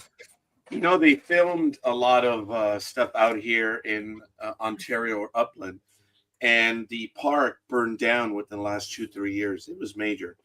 They're going to rebuild it. I haven't been out there to go see it. I never played on the field myself, but I played at Jackie Robinson Park over on the west side off, I think it's Obama Boulevard now. It used to be Exposition Boulevard. And she actually played there, Pepper Pear Davis. And when we interviewed Pepper Pear Davis, she was the Gina Davis character. Gina Davis was basically Pepper Pear Davis of the original league. And when we interviewed her on Sports Talk with the Guys, actually, no, it was a Monday Night America program of all things. But anyway, when we interviewed her, she talked about playing over on the west side at that park. And I was like, oh my God, I played there and I called a football game there. So it was kind of neat. Tiny, tiny connection to her that I played on the same field that she did. So it was a TV series called A League of Their Own. It went one season, had 8 episodes through Amazon Prime. They had okayed a second season, but then the strike happened, the writer's strike. So then they scrapped the season, and they never brought it back.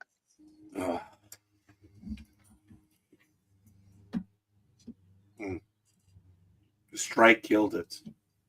Yep. Let's hope that don't happen. And this was in where is it at?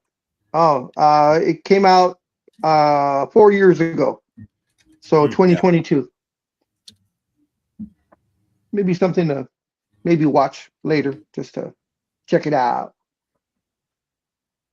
It kind of this one delves I remember the series delves a little bit more into how the black women were not allowed to play.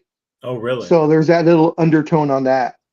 There is a scene in the movie yep, where the ball gets away from someone, and I think it got away from Gina Davis, and she's going out to go get it, and one of the ladies gets the ball and fires it back at her, and it hurts. And it was a black woman, and that was the acknowledgement that they didn't get to play. The realization was, I'm just as good, but I don't get to play, which was a wonderful homage, and a lot of people didn't get that. It was an acknowledgement that they were not able to play at that time in that league. Actually, I don't know if they had league women. No, women playing baseball was unheard of, unless you had a Cornhusker league. But anyway. The key filming locations, they were for the most part in southwestern Indiana and Illinois, Bosse Field in Evansville, Indiana, and League Stadium in Huntingtonburg, Indiana. There were locations of Wrigley Field in Chicago, of course. The day that they're doing, when all the girls are there allegedly trying out, that was a real tryout. All the people that were there were trying out for the movie, and they just filmed it. That was kind of cool. Huh. So when you see them trying out and playing, they were actually trying out for the movie roles, and they just kept it in there. That cool. Was kind of neat. Yeah. That's kind of like what a manager did. Big Dog told me this, that a manager at Thrifties would interview someone by saying, go straighten that aisle over there. And, you know, that was dirty, dude. That was very dirty. He was getting free labor out of people. I was going to say, that's free labor. Smart move. Yeah. Let's see how you do. Go straighten that gondola. What a bastard. That's smart, though. You know, I was like, wow. That was kind of neat. So it was kind of the same thing in A League of Their Own. But the other places that they filmed, they did film at Cooperstown, New York, at Illinois Railway Museum for the travel scenes. The Riveride Gymnasium, yeah, that was in New Harmony, Indiana, and the Hornville Tavern was location of the Suds Bucket. But at J. Littleton Ballpark in Ontario was also used here, which is kind of neat. It is not very far, but there was a fire there, and it just, yeah. Yes, they do. And yours truly was and I use this term carefully, I was a color commentator for 1 year on the Lingerie League. And it was exciting. It was fun. I did with Couch Potato. We did the Pacific Bowl, the championship game. I forget when it was. It was in 2012, I believe, or 2013. And Tony, when you win the championship, they give you the golden thong. I don't know about that.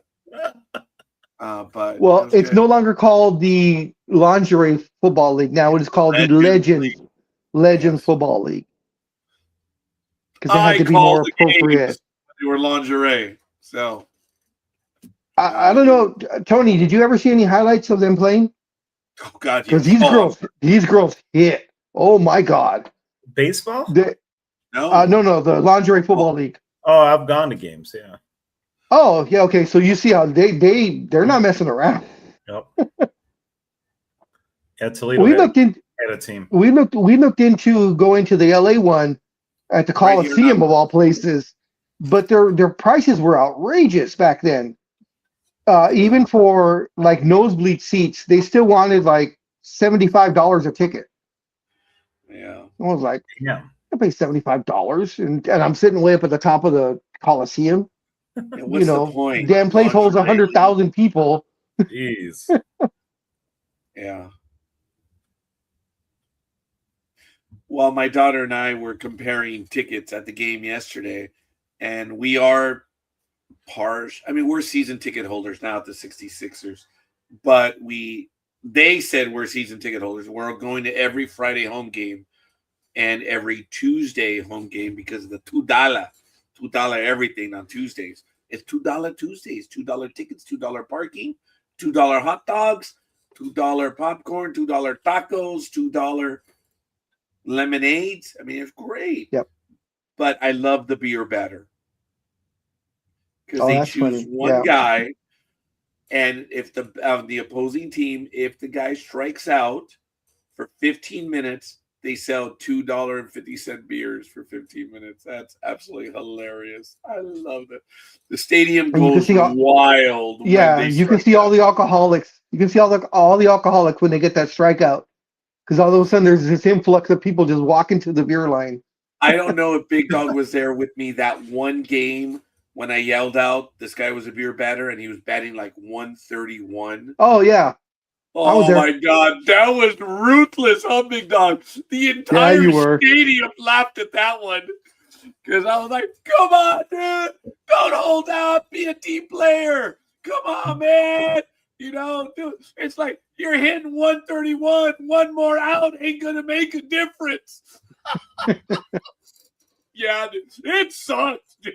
He was batting like 131. And, come on, man. One more out ain't going to get you the majors. It sucked, but the entire it's a small stadium.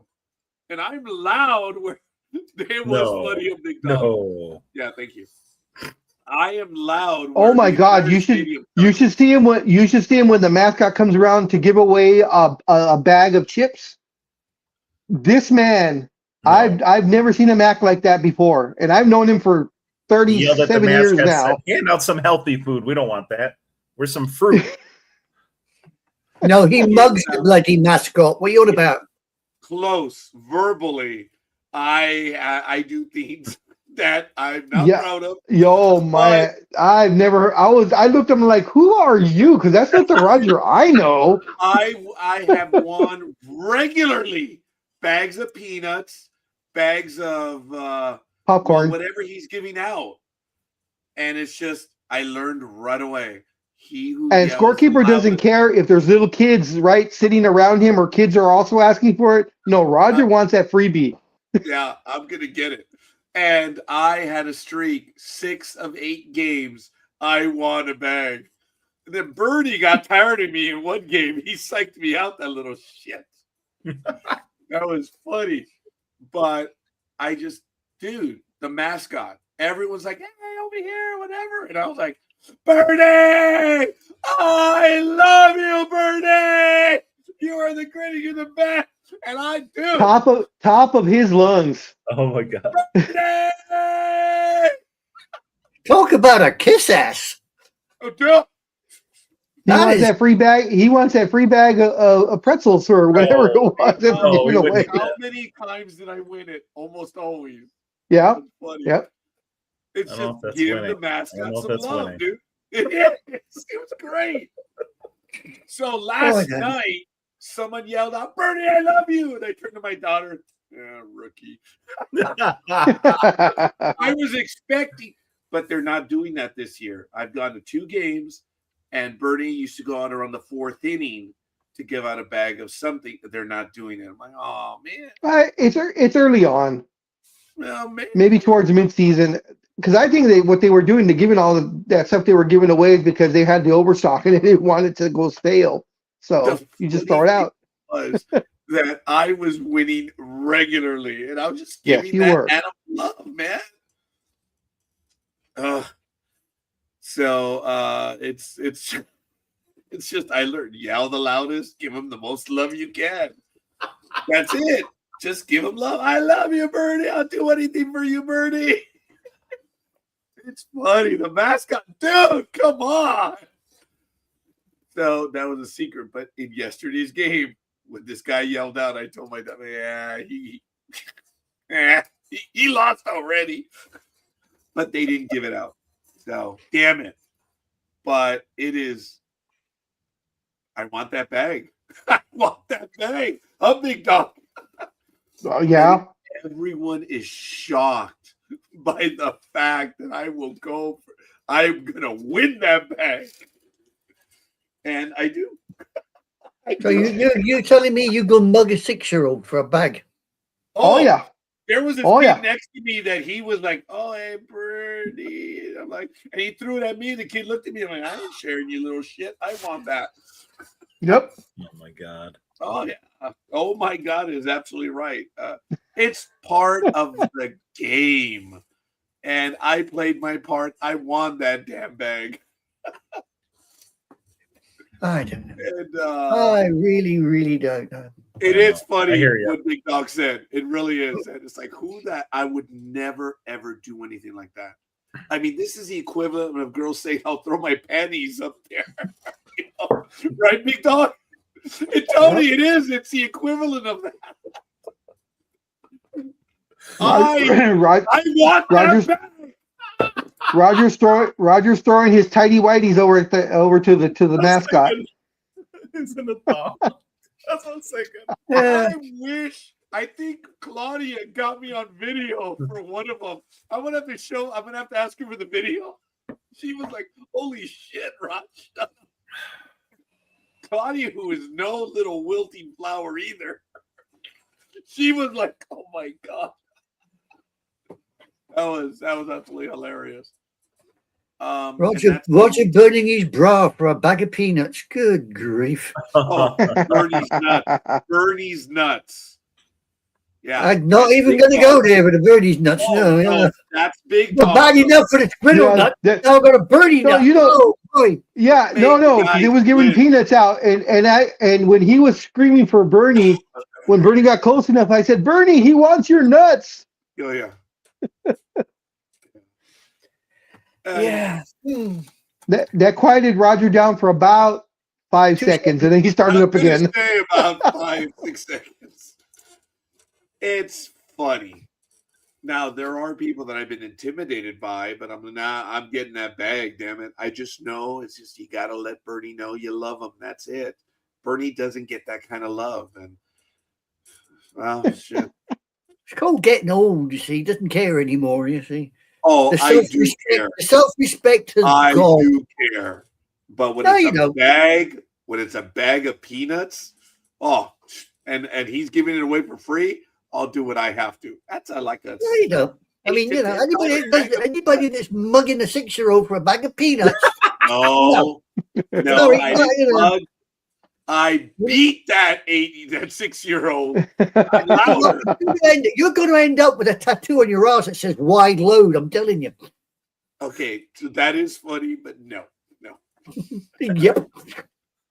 I will ask Claudia for the video It is funny. I showed you guys the video when I got chosen for the to win the truck, right? Yeah, it was a Toyota Tacoma, I think. Yeah. That was cool. I really got to know the guys that were doing the announcements there, and they actually try to treat the fans that are there regularly. I've noticed that. And Big Dog went enough that you start to recognize people, and they themselves began to recognize people. And if they see you there at least a few times, they're going to give you a chance at something. And let me tell you, when they chose me for that inning to win the Toyota truck, that was the most alive inning I'd ever had in my life. I mean, I was yelling at the players, "I'll split it with you, homie! Come on, man!" I was telling the batters, "Come on, pitcher, dude! I'll lend it out on Friday nights, man. No problem. I don't care." Oh man, I was having a ball with that. And then when the guy came around, and we were right there because we were just talking, just because he put his stuff down like right in front of us. Yeah. I said, has anybody ever won the truck? Yeah. Because you only have that one inning, and they have to hit it in the window of the truck. Yeah. For it to count. Way out in left field. I mean, it's like and he's like, I've been here like I think he said 3 or 4 years. He's like, I've never seen anybody even come close. Yep. It's not going to happen. It's not. It'll happen, but it'll probably be like once every 10 years. Oh, I wouldn't even say that. But yeah, it's fun. And they're real cool, man.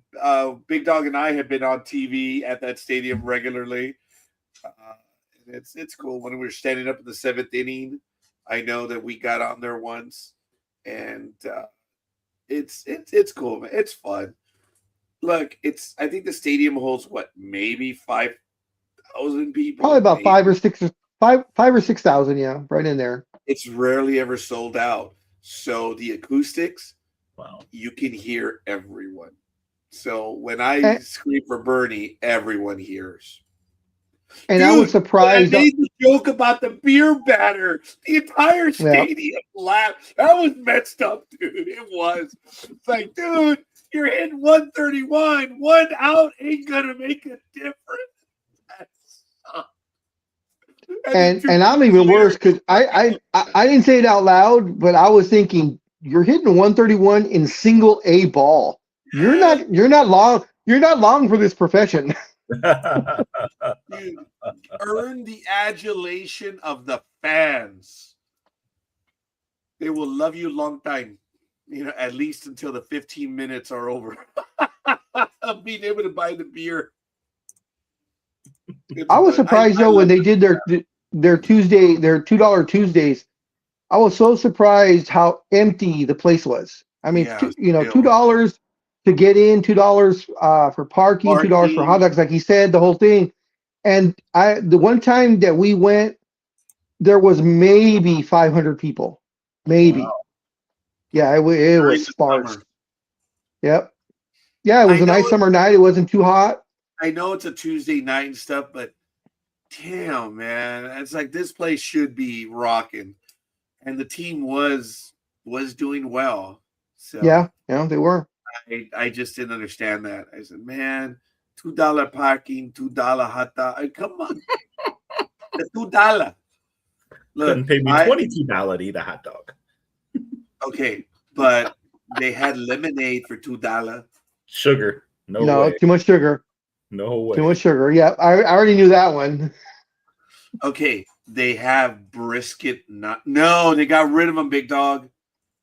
They now have pork nachos or something. Damn. Oh, that works. I could do carnitas. I can do carnitas. Beef brisket. Yes. Brisket. The brisket nachos were good, and now they. Or I mean, if he ever comes out this way, we'll take him to Anaheim and do the helmet nachos. They're chicken. Yes. I want to go to Anaheim. Yes. Tony, we will be, I swear to you, when you are able to make it, we will be in the Brewery X section.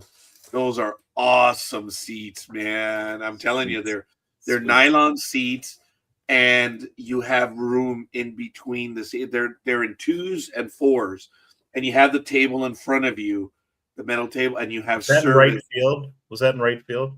Yeah, making me Yeah. hungry. Yeah. I know, dude. I know, Jorge. Look, it's in right field. I've shown the pictures. Mm-hmm. Yes, the foul pole could be a bit annoying, but when you're drinking, I don't Oh, think that sounds great. No, those look great seats. those seats are awesome. And it was funny because in September, I bought 3 in a row. I purchased 3 in a row. I should have done the Latin thing.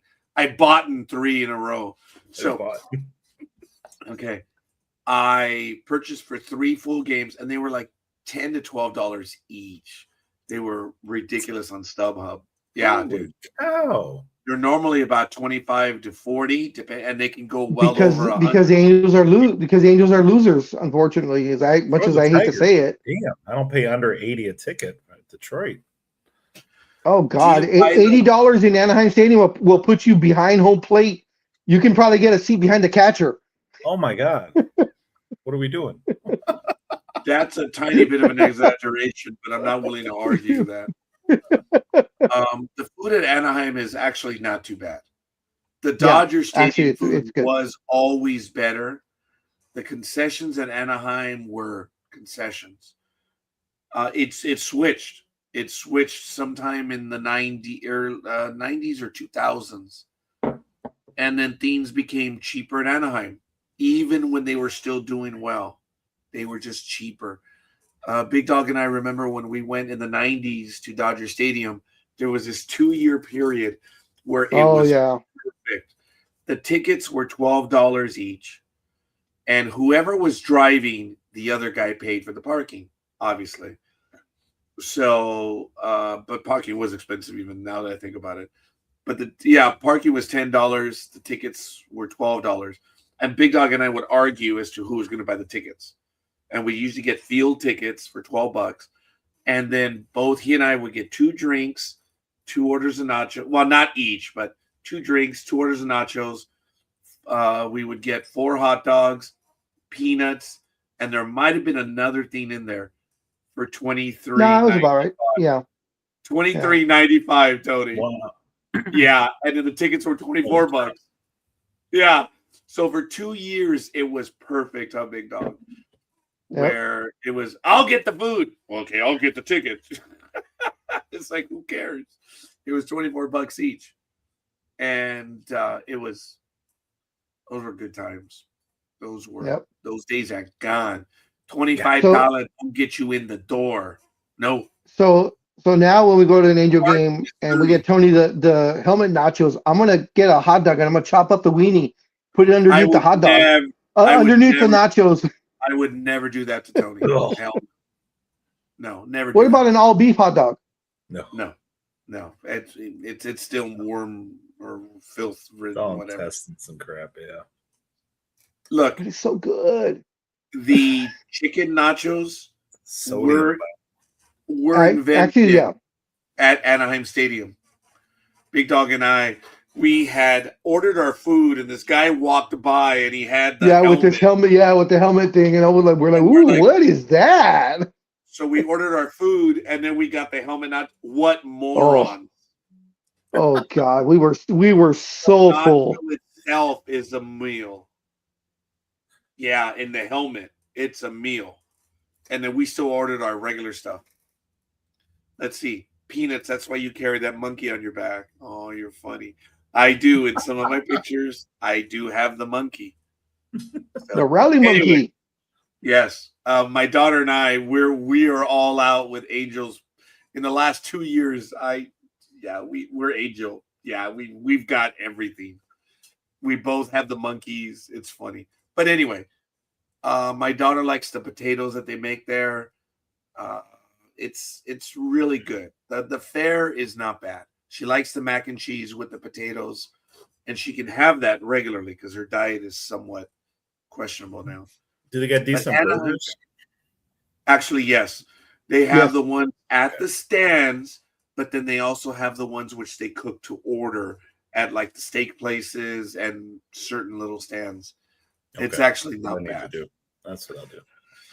Now, but folks, I've been to several stadiums, and San Diego. I've been to Anaheim. I've been to Dodger Stadium. I've been to the hated ones in San Francisco, and I've been to Seattle. Folks, when it comes to variety, Seattle. I'm sorry. Screw Really? everyone. Really? Their Huh. concourse that goes around the stadium, that's why they call it the concourse.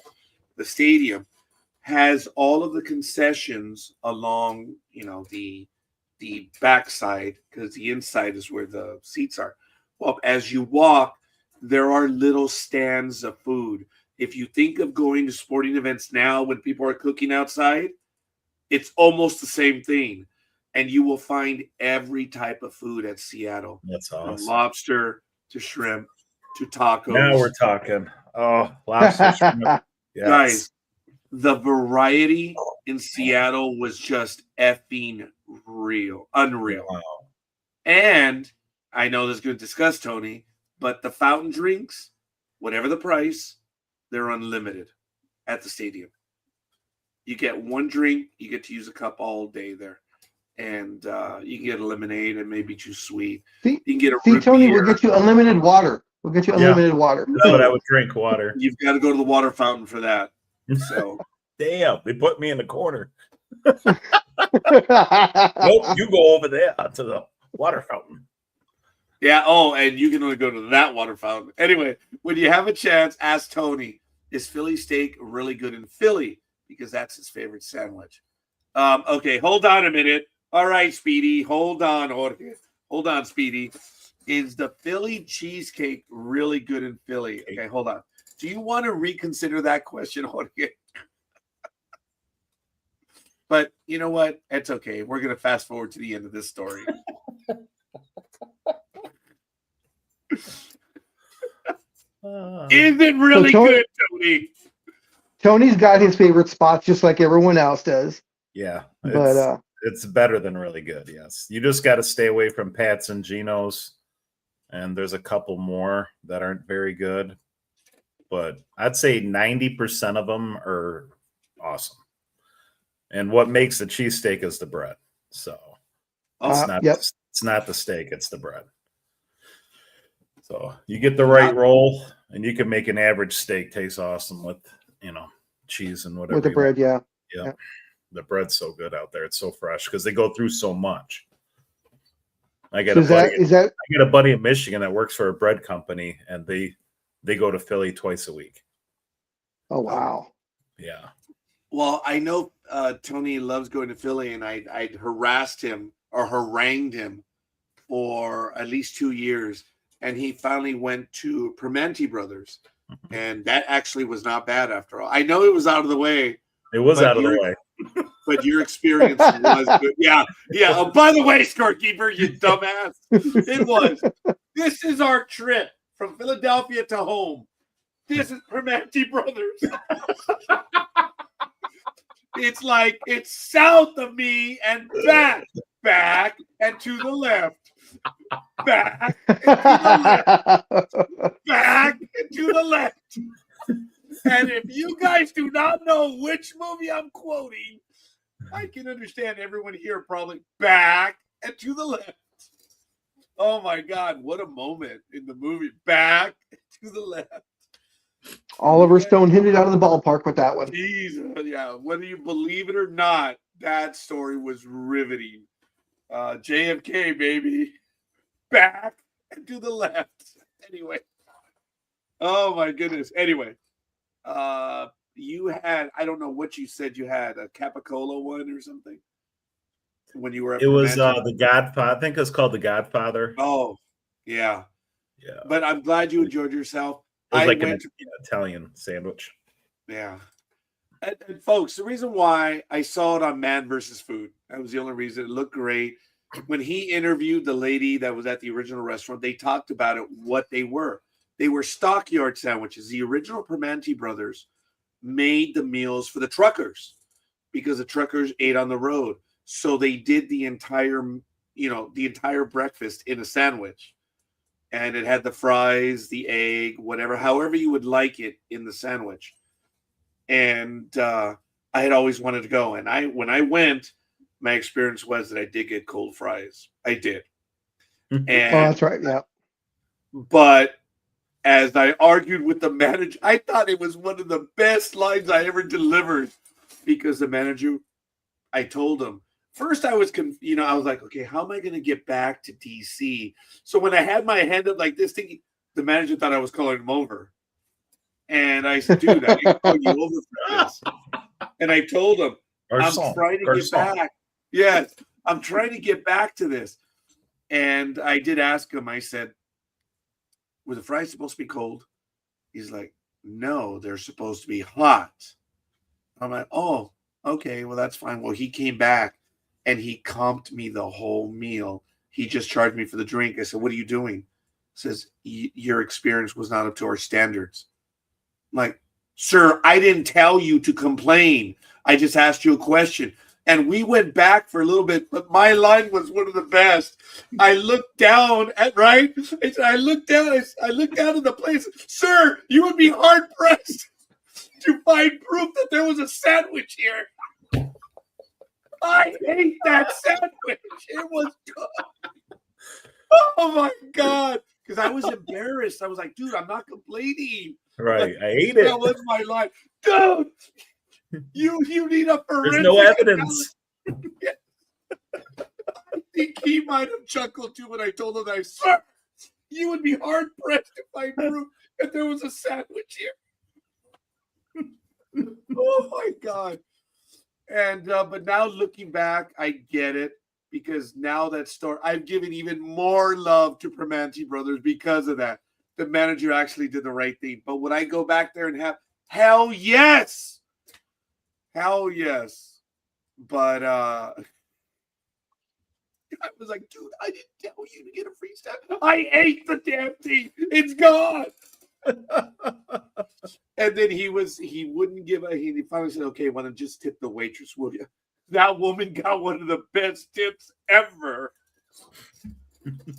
Because I didn't go in there to get a free sandwich. I didn't. Yeah.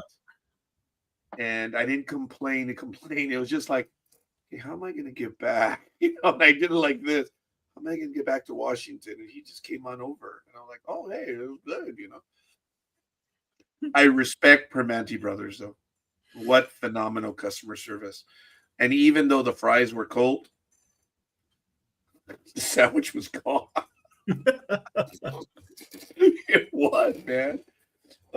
That's why I go back again. But I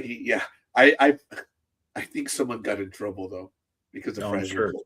I'm sure. Yeah, that's the other part of it, and that's why I felt bad. I said, "Sir, I didn't complain to complain." So I apologize, folks, but that was one of the better experiences I've ever had, ever. But Tony, yeah, I can't wait to go out to eat with you guys. There's gonna be some stories. That was one of my best lines ever. There's gonna be some new ones. We will. Big Dog and I have had some experiences when it comes to food, but you have to understand that Big Dog and I, food is part of the experience. So we have the food as part of our going out. It's just part of it, right, Big Dog? I mean, it's just an extension of. It got to the point where Big Dog and I were realizing, we love the food there, but it might be affecting us a little bit. And it's getting a tad expensive. So we would go and eat at a restaurant before the game. And we were finding some nice places to go. Yeah. And, but $2. I just can't pass up $2. You know you should do? Yes. Yeah. Every time you go to $2 Tuesday and you buy your hot dog, after you put your mustard and your relish and everything else that you put on, you should take a picture of it and send it to Tony. Oh God. Okay. I usually do good things when I send text messages. Okay. Like Cuervo, every time the huevos rancheros, I take a picture and I send it to Cuervo. There was an author on the internet. He told a funny story in one of his novels about redneck repair tape. Okay. He was talking about the gray electrical tape. He referred to it as redneck repair tape. So everywhere I went and I saw the tape, I take a picture of it and text it to him. It was just kind of funny, dude. He would laugh because he's like, dude, there's a lot of electrical tape where you live. I smile. Just happens to be. That was funny. Those are the relationships I like to have with people. It's just there's something good. And if I see it, I was thinking about you, man. That's all it is. So I don't have egg whites, Tony. I would send a hot dog, with the hearts around it, and just put thinking of you. Wait a minute, Tony. Did I ever take a picture of egg whites at Walmart and send it to you? Because I saw the egg whites and it's like, you poor. What were you doing in Walmart? Like I said, my daughter likes to go there. Thank God you survived it. Jesus. I won't even walk in there, man. Tony, it's a horror movie. As God is my witness, I am a brave man. I am a courageous man. I am the ultimate wingman. I have ventured into Walmart and I have survived. Oh, God. He even goes to Sam Club. I went once because, my office manager had to go to, Sam's Club. I'm like, like Scooby-Doo. Where do you need to go? Yeah. Oh, I'm sorry, Jorge. Well, because I have here and it's not the same. Yeah, well, it is what it is. Oh, the Philly cheesesteaks, yeah. Cheesesteaks in Michigan suck too. I've tried them everywhere. At least I wouldn't eat them for free. Do you like pastrami? Yes, I like pastrami. Oh my God! We'll do well the hat. You gotta take him to the hat. Oh, okay. That's gonna be a cheat date. Damn. Okay, because you're also gonna have the chili cheese years, but I do like pastrami. Okay, folks. And you have to have the chili cheese fries that go with it. Okay. Okay. So the way the hat, you order one order of chili cheese fries, it will feed you, Roger, and myself, and there'll be left over. Can you get just one order without the cheese? Yes. Okay. Yes, you can. I'll do chili fries. Now, we won't do that for you, but yeah. I am proud of the fact in Southern California that if you walk into a mom and pop restaurant that's been around even for a little while, you can saddle up there and you can get yourself a good pastrami. Nice. In the older mom and pop places, they still know how to make the pastrami. They're the ones that they cook the buns and then they dip it in the sauce and then they put it back out there and let it cook in again. So they heat the bun, put it in the sauce, just a little dip, and then put it back and heat it up. And the portions of the pastrami are ridiculous. I think that's part of the fun. Nice. It's just the pastrami. Now, Tony, how do you like your pastrami? Because there's 3 million ways. One of the traditional ways is mustard, pickles. I don't. Okay, that's the way the hat comes: mustard and pickles. I don't mind pickles, but no condiments. Aisle 13, where the Doritos are. Remember my story? Where the guy said, where do you have your condoms? Huh? Your condoms. Condiments. Oh, over there where the Doritos and Fritos are. What did I know? And the guy was like, oh, yeah, good idea.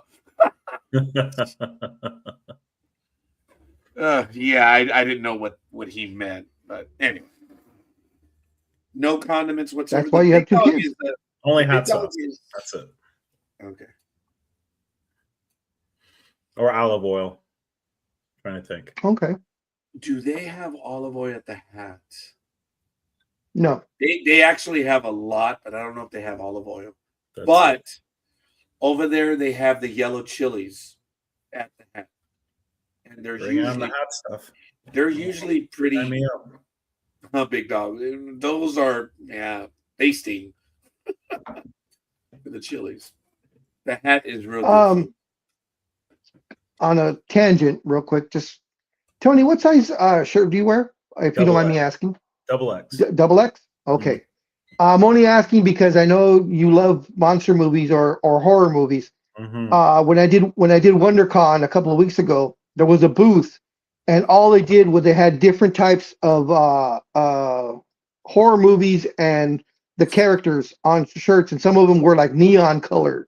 Oh wow. type of shirt. So Wow. I think he's a regular. So I think he's going to start doing the con circuits and the cons that come around here. So I'm going to keep an eye out for you. Nice.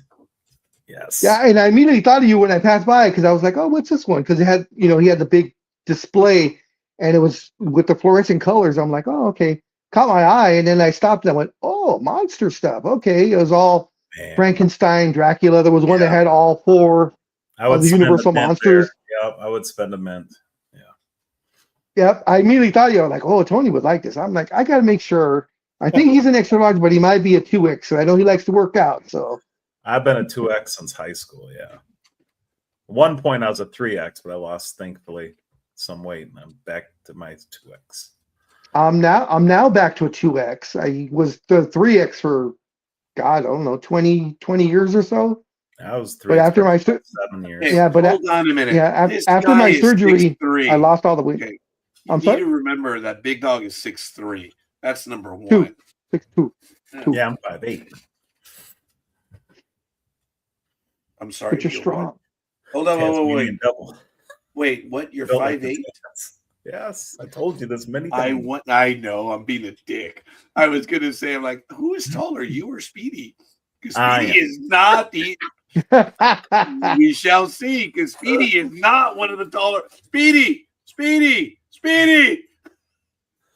Call him 3 times. Beetlejuice, right? Utter his name. Let's see what he says. Speedy.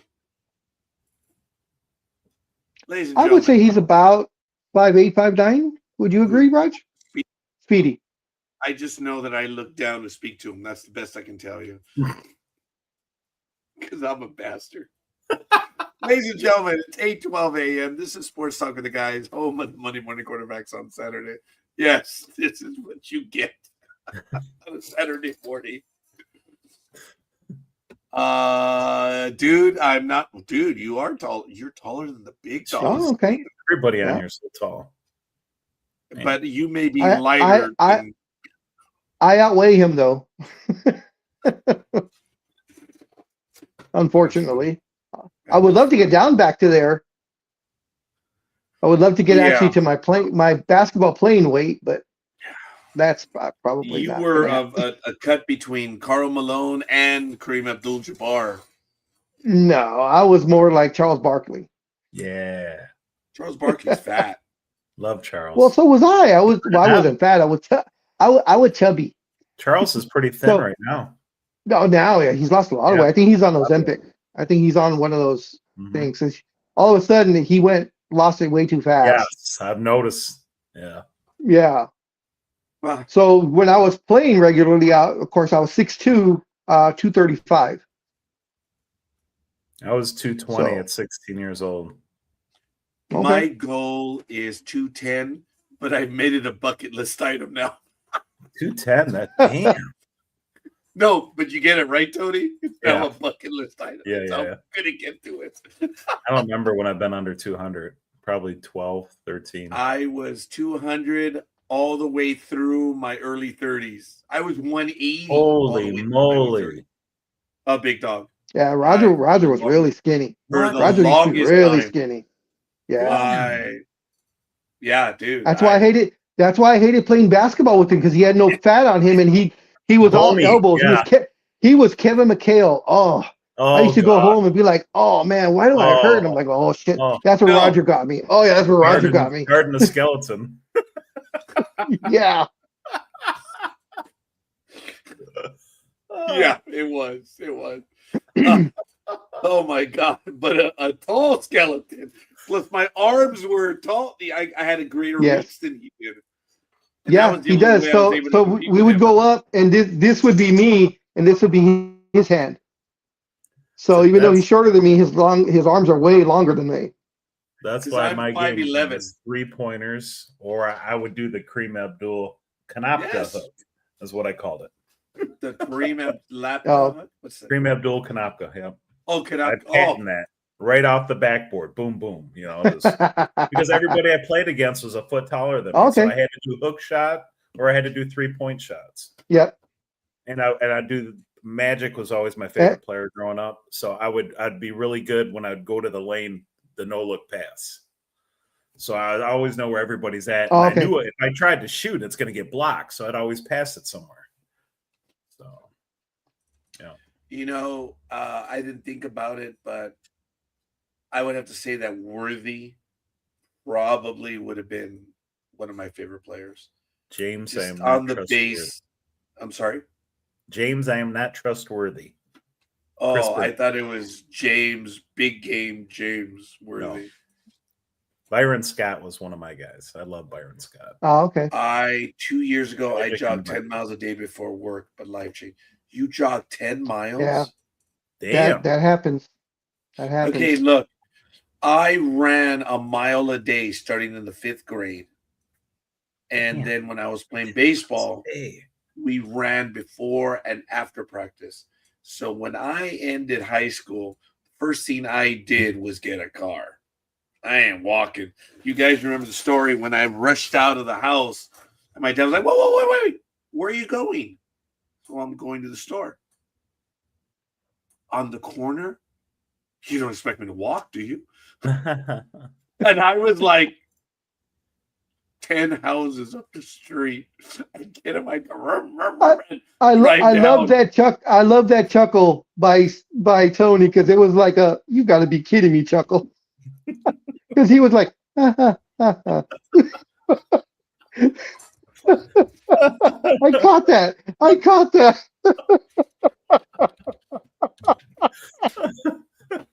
It doesn't always rain in Southern California. Poor Raj. I can't make that up. That's what I used to do. And I'm Yeah, going to disgust you guys right now. Yeah, Roger was really skinny. I mean, and of course, the story that I love to tell was when we played one of the other. He was an assistant manager. His name was Tony Paramo. That guy could hit a shot from anywhere. The craziest kind of Luka Doncic type shooting, and it would always go in. But there was time, and we would play. The three of us would play basketball, and we were all three playing. And there was one time, or I think it was Roger that shot the shot, and Tony and I both went up at the same time, and we came down.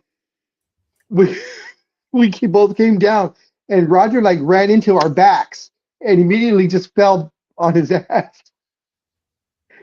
Well, I went, I turned to get the rebound, and I didn't see the idiots were there, and then they boxed me in, so they formed a wall, and I ran into them. I was like, oh, and I fell back. And Tony was like, "Did you feel something? Did you?" And I'm like, I think something hit us, and we both looked behind. We're like, "Hey, Raj, what are you doing on the floor?" Okay, ladies and gentlemen, here's the house. That's my grandma's house right there. It used to be 729 Hay Street. That's 1, 2, 3, 4, 5, 6, 7. 7 houses. There's the corner store. That used to be the corner store right there. And you took the car. And you took the car. Yes. That even that's a lot, even for me. I would do a U right here and park right here, and then get out of the car, walk in, get my stuff, and then come back. And that was driving the Titanic? Probably. And then my Ford Probe, yeah, hell yeah. That's funny. When I met my wife, I was 185s. Buddy, now I'm a flat tire. That's funny. Yes. Yeah, and there's Cantwell, Sacred Heart. And actually, Sacred Heart used to be on this side. Cantwell was on this side. And we always made a joke that that's right. They should just put both schools together. And they finally did. Yeah. But anyway, yeah. So Cantwell was the all-boys school, Catholic boys school, and Sacred Heart, which was literally right across the street, was the all-girls school. Yeah. Oh, that's the old house right there, 5812. Yep. Oh, why is it blocked out? Dude, someone lives there now. Must be a cop because it's blurred out. Haha. No, seriously. when the houses are blurred out, it's usually someone that's overseas, a billionaire, a diplomat, something like that, or law enforcement. That's why they block out. Yeah. Oh, someone lives there who's a cop. Yep, that's my neighbor's house. Yep. Used to be right there. That used to be the old house right there. I remember when the neighbor built that fountain. That was funny. Yeah, a long time ago. Long time ago. I built that block fence, by the way, with my dad. Yeah, we installed that fence. That's probably Wow. the same fence that we had back then. Dang. Yeah, that tree was not there. That's new. There was another one that was here. It was a whipping willow. I loved that tree because when the wind would hit, you know, the sound the whipping willow would make. The weeping willow. Sorry. So anyway, it is what it is. Flashback. Is Selena House in that area? No, sir. This is East. This is East LA. This is not Texas. So he's from Galveston or something, somewhere around there. Yeah, I think so. Tony, since you are the Philly person, what's the word on Joel Embiid? I know he had. Is he out for the playoffs?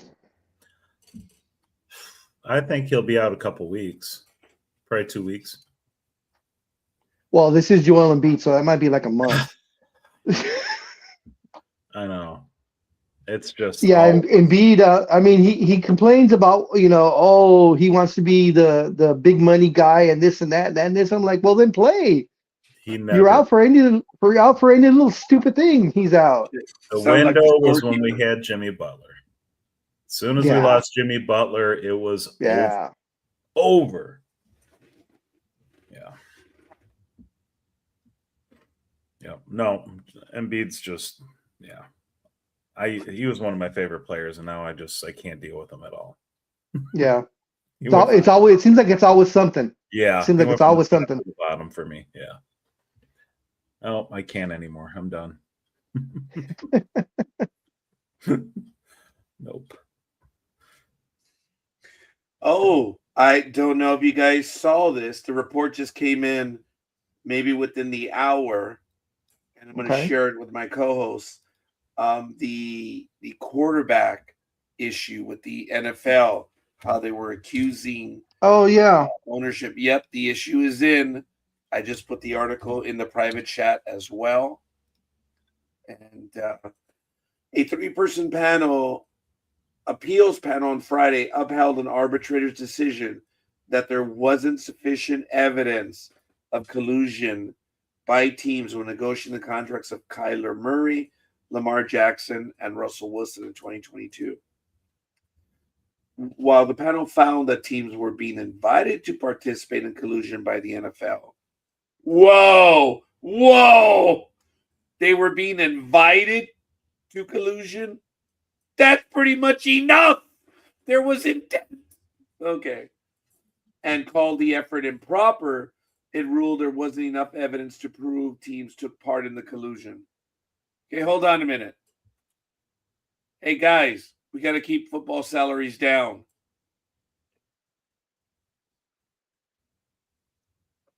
Yeah, that's pretty much that's collusion. Now they're saying the teams didn't follow. I find that hard to believe that they did not follow. So the panel upheld the January 2025 decision by arbitrator Christopher Droney. When you have your name rhyming with drone on and money, there are issues. The NFL Players Association has argued that owners violated the collective bargaining agreement by colluding in contract negotiations with quarterbacks. Following the record, fully guaranteed contract signed by Cleveland Browns quarterback Deshaun Watson in 2022. The case questioned whether Watson's $230 million deal affected talks with Murray, Jackson, and Wilson. None of the three signed fully guaranteed deals. In July, ESPN reported that NFL and then senior leaders of the NFLPA had reached a confidentiality agreement to keep the arbitration decision from players. Wow. And you have the union and management colluding like that. And I think that's collusion right there. Having the Players Association keep that information, the results from players. Oh man, that makes me want to go drink, and I don't drink.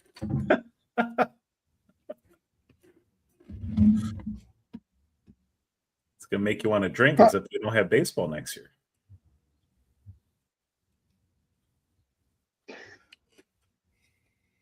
With the strike, it said it's an 80 to 90% chance of happening. No baseball next year, so we got to enjoy it this year. So your Yankees and the Dodgers, they're gonna have to do it again this year because my Tigers stink and the Phillies stink.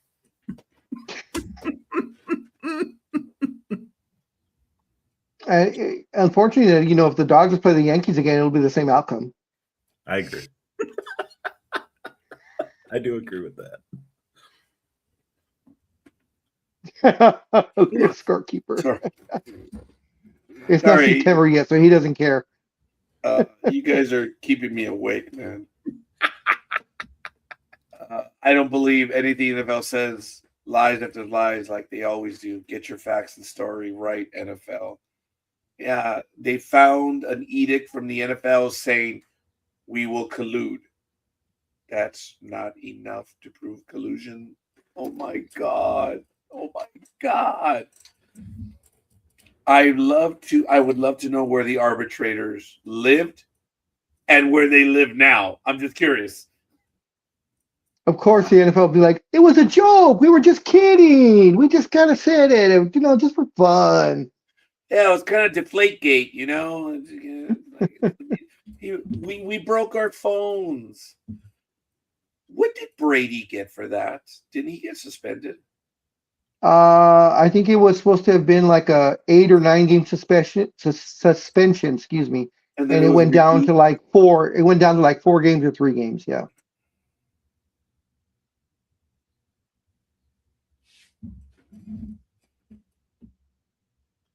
Wow. Yeah, it's bad. That is bad. All right, whatever. You know what? God bless America. Okay. So these players are saying that they're okay. Hold on. That burrito didn't help the scorekeeper.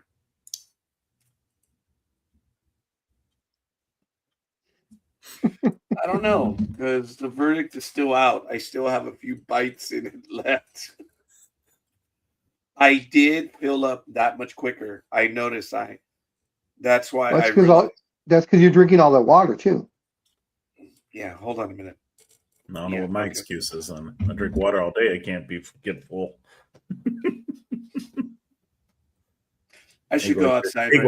Prop this too. Well, no, I already saw that. You had the slight shoulder lift, did. so I knew exactly what you were doing. I did. I was like, yeah, I'm all right. No, he is. I'm tired. I'm exhausted, dude.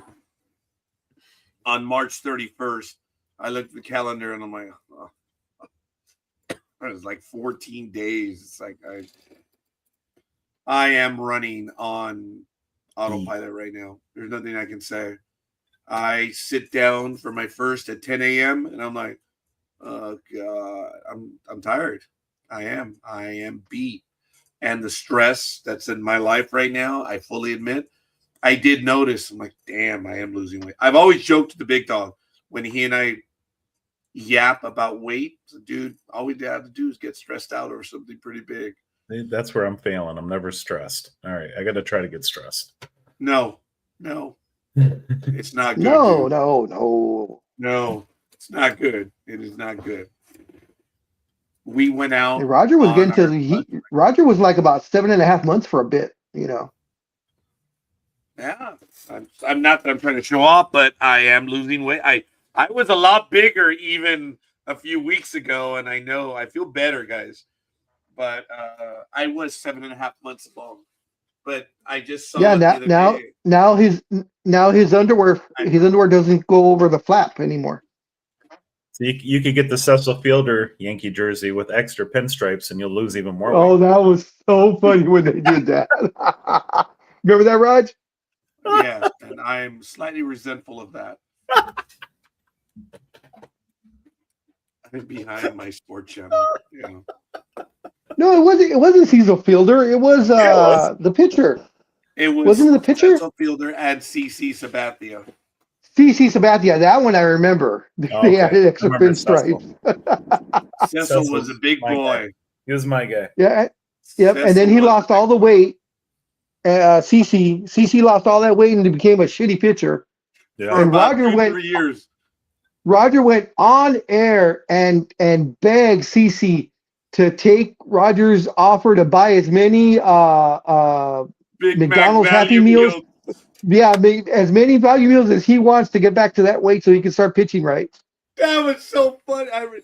Now, the thing about CC Sabathia was that his ERA and his Yeah. weight were always about there. in line. And we would talk at the beginning of the season and we would say, okay, will he have a better ERA or will his weight be more than the ERA? And unfortunately, usually his We're weight was like- better than the ERA because he was Yeah. such a good pitcher. And that ran for like 3-4 years. That was funny. I love doing it. The stupid And that we've done over the years. yeah, I think the funniest thing that no one believed it. In the early 2000s when Shaq was with the Lakers and they would announce Shaq at 265 pounds.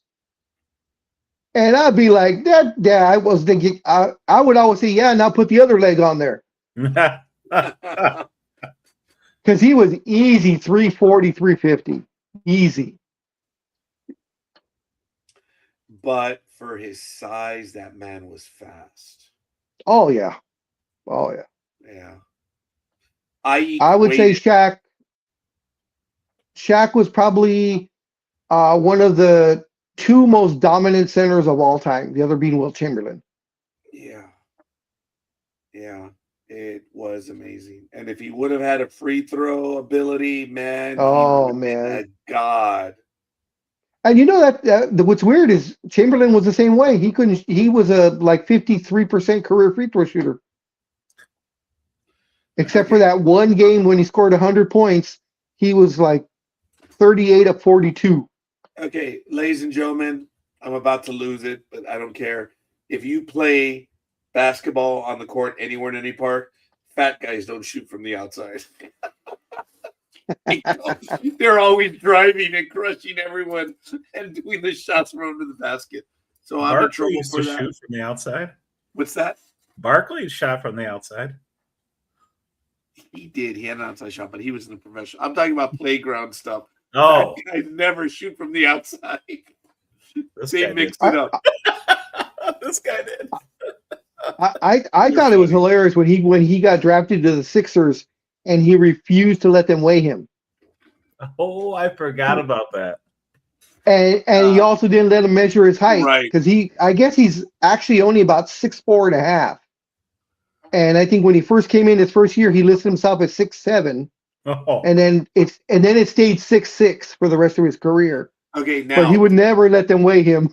okay, do you remember how Sports Illustrated and all these magazines would get the pictures and they would get it just right where they would line them up with other players Mhm. of the exact height and the same shoe? And he would be like whatever. And a guy who was 6'7", his height was like 3 to 4 inches high. Yep. Like, well, how tall is this guy? But he Terrible. played like Terrible. he played like a 7-footer though. Man, he was ferocious. yeah. Yeah. And he also had a short temper because I remember that time. Remember scorekeeper that the time I think he was with Phoenix and he had a companion with him, and someone was saying disparaging remarks to her. So Barkley picked the guy up and threw him through the window. Seriously, I'm serious. The guy was talking shit about I don't know if it was his girlfriend, wife, whatever, date. I don't know what it was. But the guy would not shut up, and Barkley was like, "I've had enough," and he literally picked the guy. They said he picked him up by the scruff of his neck and almost by his crotch, and literally lifted him up and threw him through the glass pane of the window. He was arrested, but he bailed out almost immediately. If it worked like the other guy, he just should have said, "Just practicing. It's practice. Practice. We're talking about practice. I was just posting up on the guy. That was it. It was practice." He has admitted that he was either high or drunk or something. Oh yeah, he was drunk. Yeah. He was the second Wonder Woman behind Plaxico Burress. Right? Plaxico Burress, yes. He was the original when he shot himself in the foot. Idiot. He shot himself in a nightclub. Yeah. Carried a gun, and I said, "You because he was reaching for the gun to pull it out, and he pulled the trigger, and he shot himself." That's where I was doing the cling. Yep. The stupid shit that we've done over the years. And then it was Allen Iverson, and was there someone else after Iverson? Yes, some other idiot. Two guys in the Washington Wizards got into the ones that they pulled the guns out on each other in the locker room. That's right. Yeah. Dude, that's an instant you're out of the effing league, in my humble opinion. Yeah, they were suspended for a long time. Each of them. There was no reason why they had to do that. One of them I think was Gilbert Arenas, and I can't remember who the other guy was. Another hothead. I used to sing Plaxico Burress in the Wonder Woman theme. Oh my god!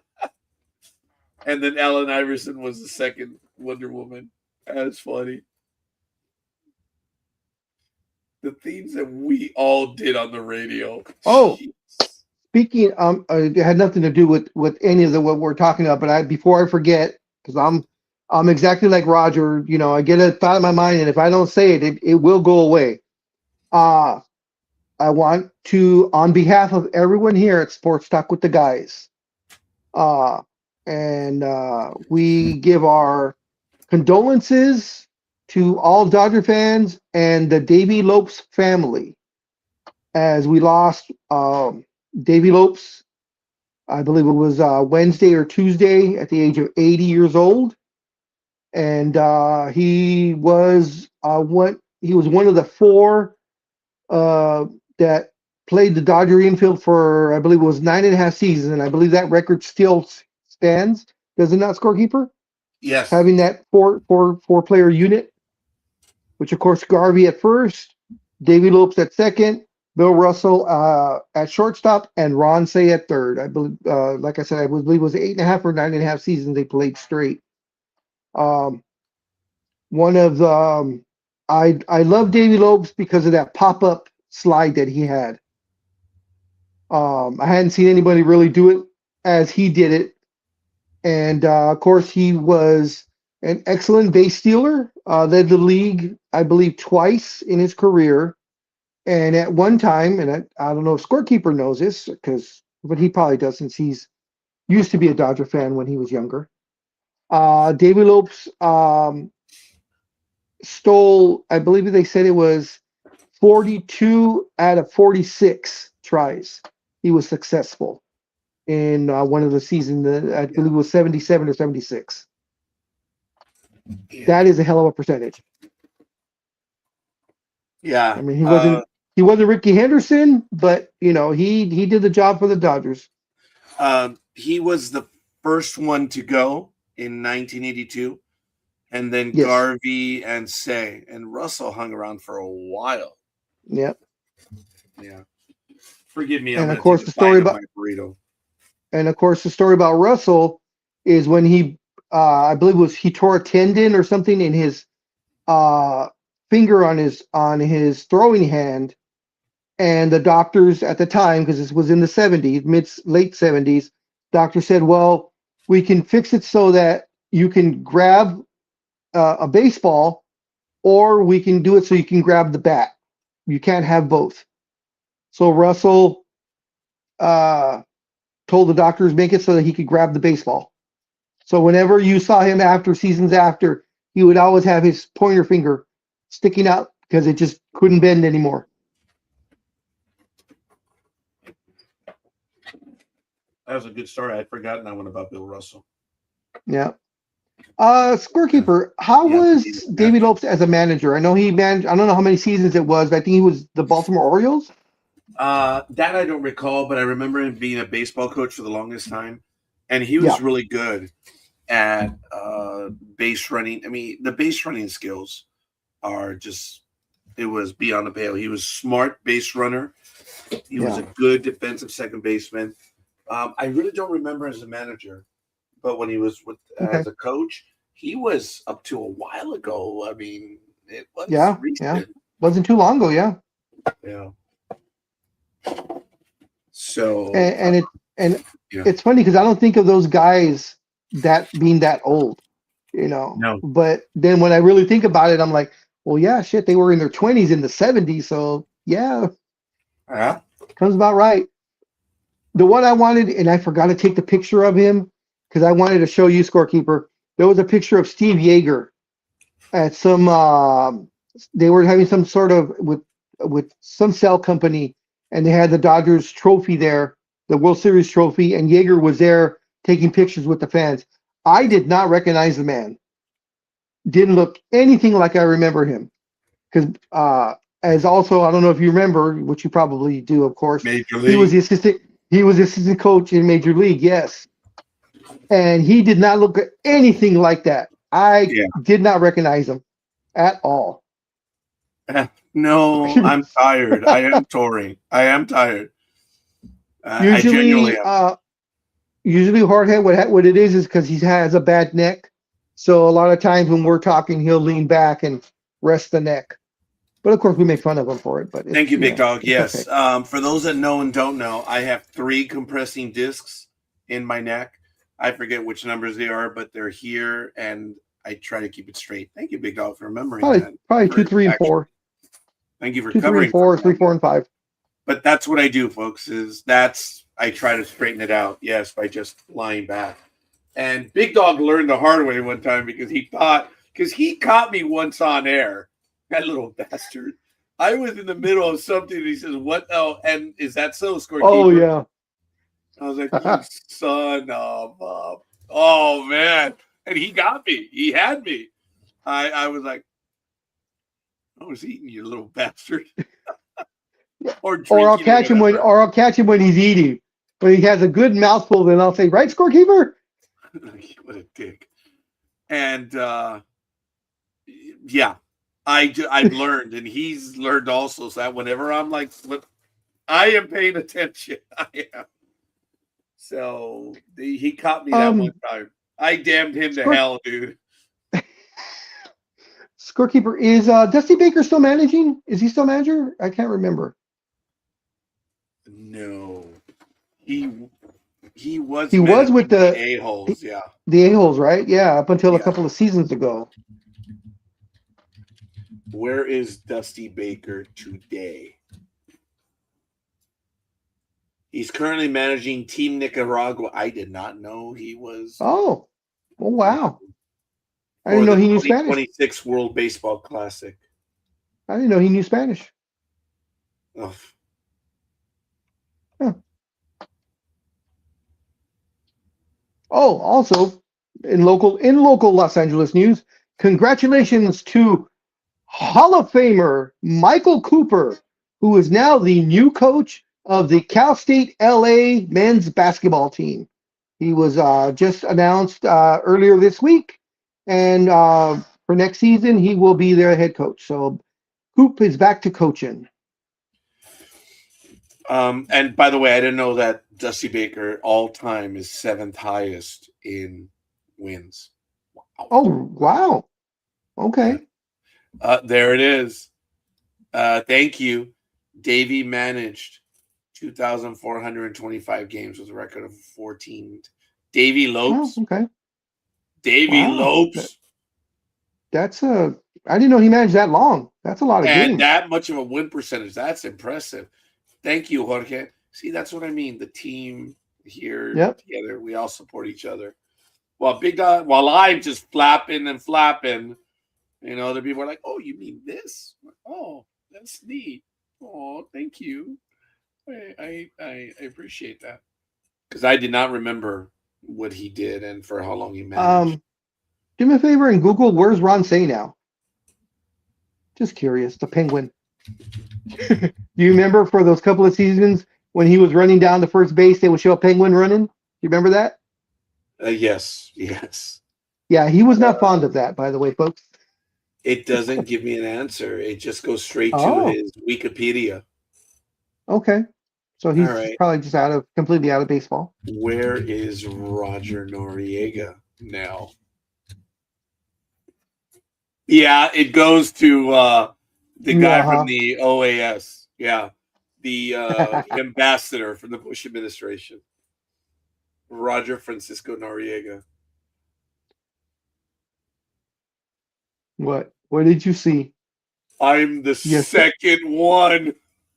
Holy crap! I'm the second one. So what does it say? Holy crap!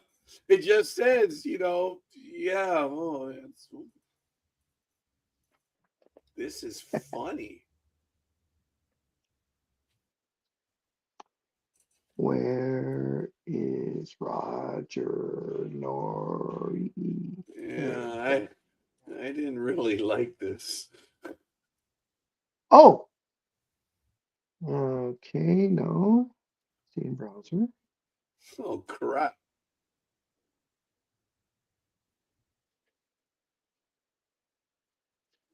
Huh.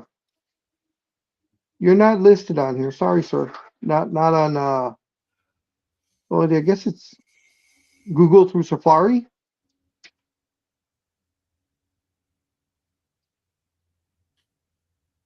Yeah, I have the Assistant Secretary to the Western Hemisphere Affairs. The Honorable Roger F. Noriega has retired. Yes.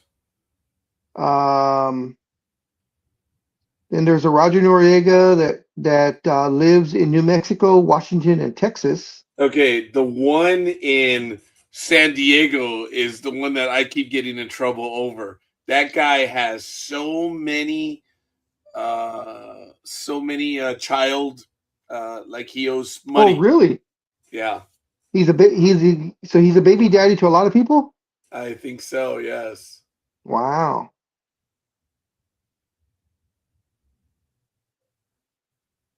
What's the name of the singer that you look like, Raj? What's his name? Oh, I always forget. Damn it. That's okay.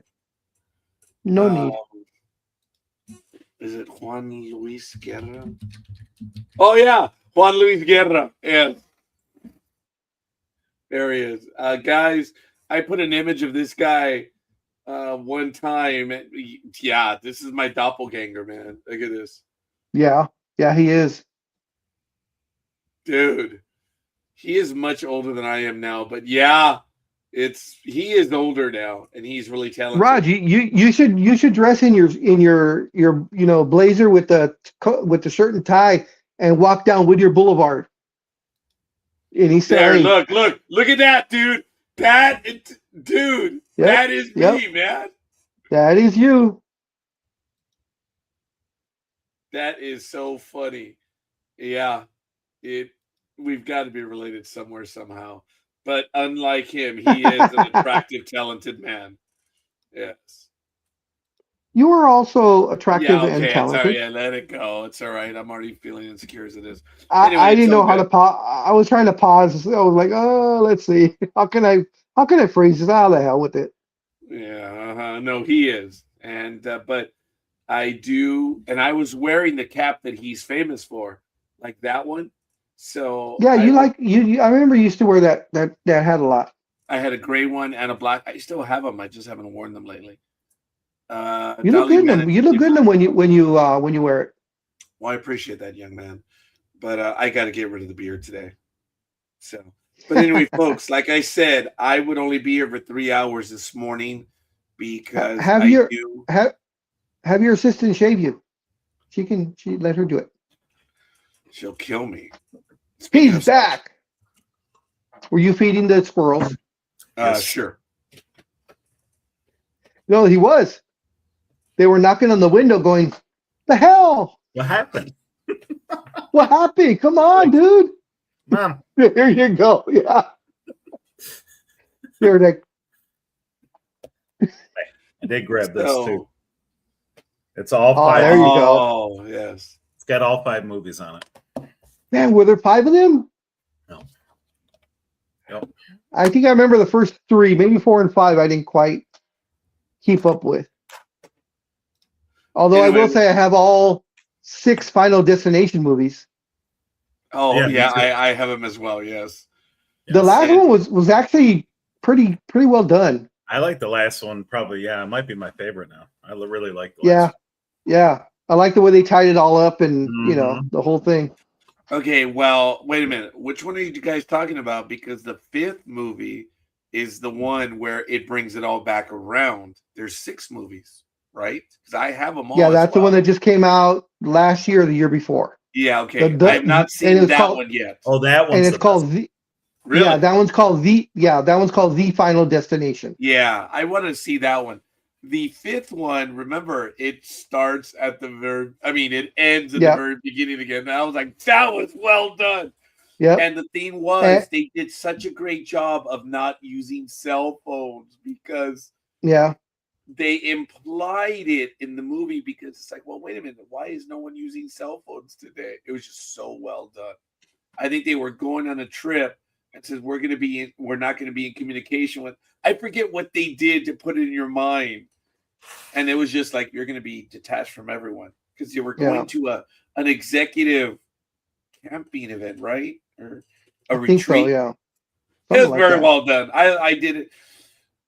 What is really funny is all the memes of cars where you see the trucks with the logs, and then everyone's in the right lane. And one of the memes is, who has seen Final Destination, or the one car that's behind the truck. Yeah. It's like, oh, that car hasn't seen Final Destination yet.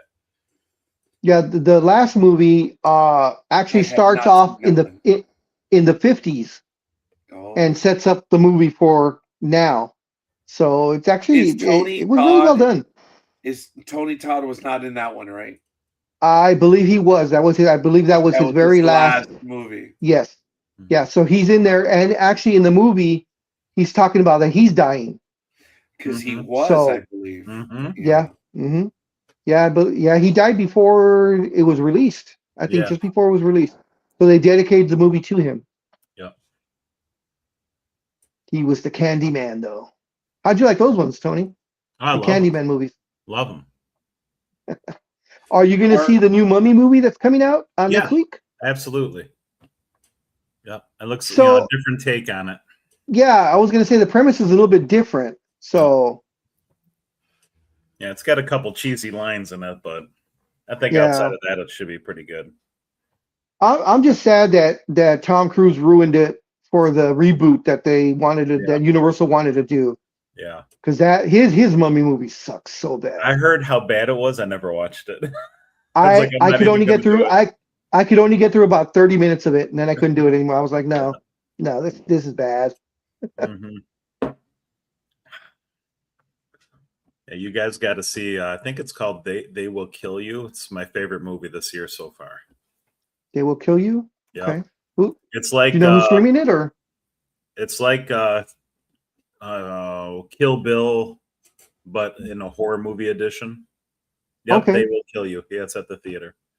I seen an early release of it a couple weeks ago. Oh, okay, yeah, okay.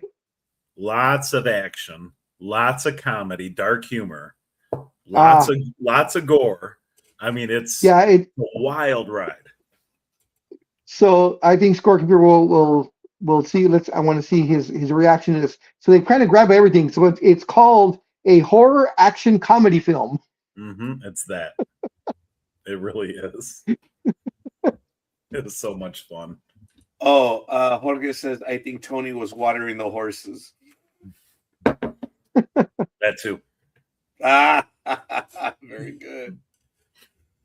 Well, look, folks, like I said, unfortunately, I wasn't going to be here for 3 hours this morning. If my co-hosts have the desire to continue, please do so.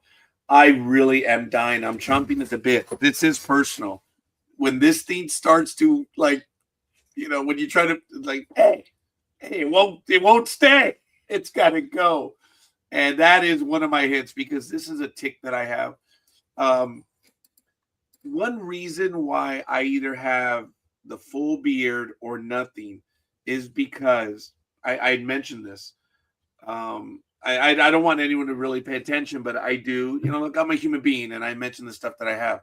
But when I was going through my situation in the early 2010s, I had that thing where I was pulling my hair out. Yes.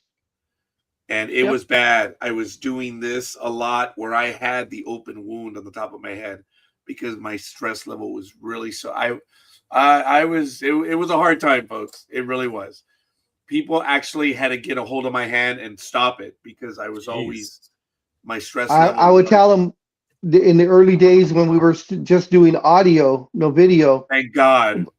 Yeah, Blog Talk Radio. I would always tell him because he'd always be picking at it on his. I can't remember. Was it your mustache, Raj, or is it? It's right here. It's very very thin, and that's why I either keep the mustache or I don't, because when it grows out, you can see where there's there's a patch. There's a patch missing. Yeah, pulled hair out. That was bad, dude. That's how bad it was for me in the early 2010s. It was not a good time, and I'm open with it. I tell people you can work through it. That's why, folks, I've always equated. For me, the depression always felt like it was this hole that was behind me. If you guys have seen the famous dam in California, that it has that emergency hole where the water is just going, the infinity hole, where it just goes, and it's just there. Sounds like a girl I used to know. Well, unfortunately, and good for you, big dog. I did not. So I've always equated my depression. He's turning red. Yeah. You guys keep it going. I'm not going to tell this story. I'm sorry. Sorry, Rod. I'm not. After this joke, I'm not. So you guys can work through everything and anything. Sorry, fuck you. It was too damn funny that I'm not going to wallow and get angry at you because it was damn funny. That's why I said I'm not going to. It'll be another day that I say this. So, I appreciate it, guys. I got to get, this is going to be a sucky. Let's see, I've got Friday. I got today, tomorrow. I have 4 days. On the 15th, extensions only. That's it. I'm not seeing anyone on the 15th. I'm closed. It's extensions only. So I have. Are you going anywhere? At midnight on the 15th, when I close up, the only thing that I'm going to do is this. Off.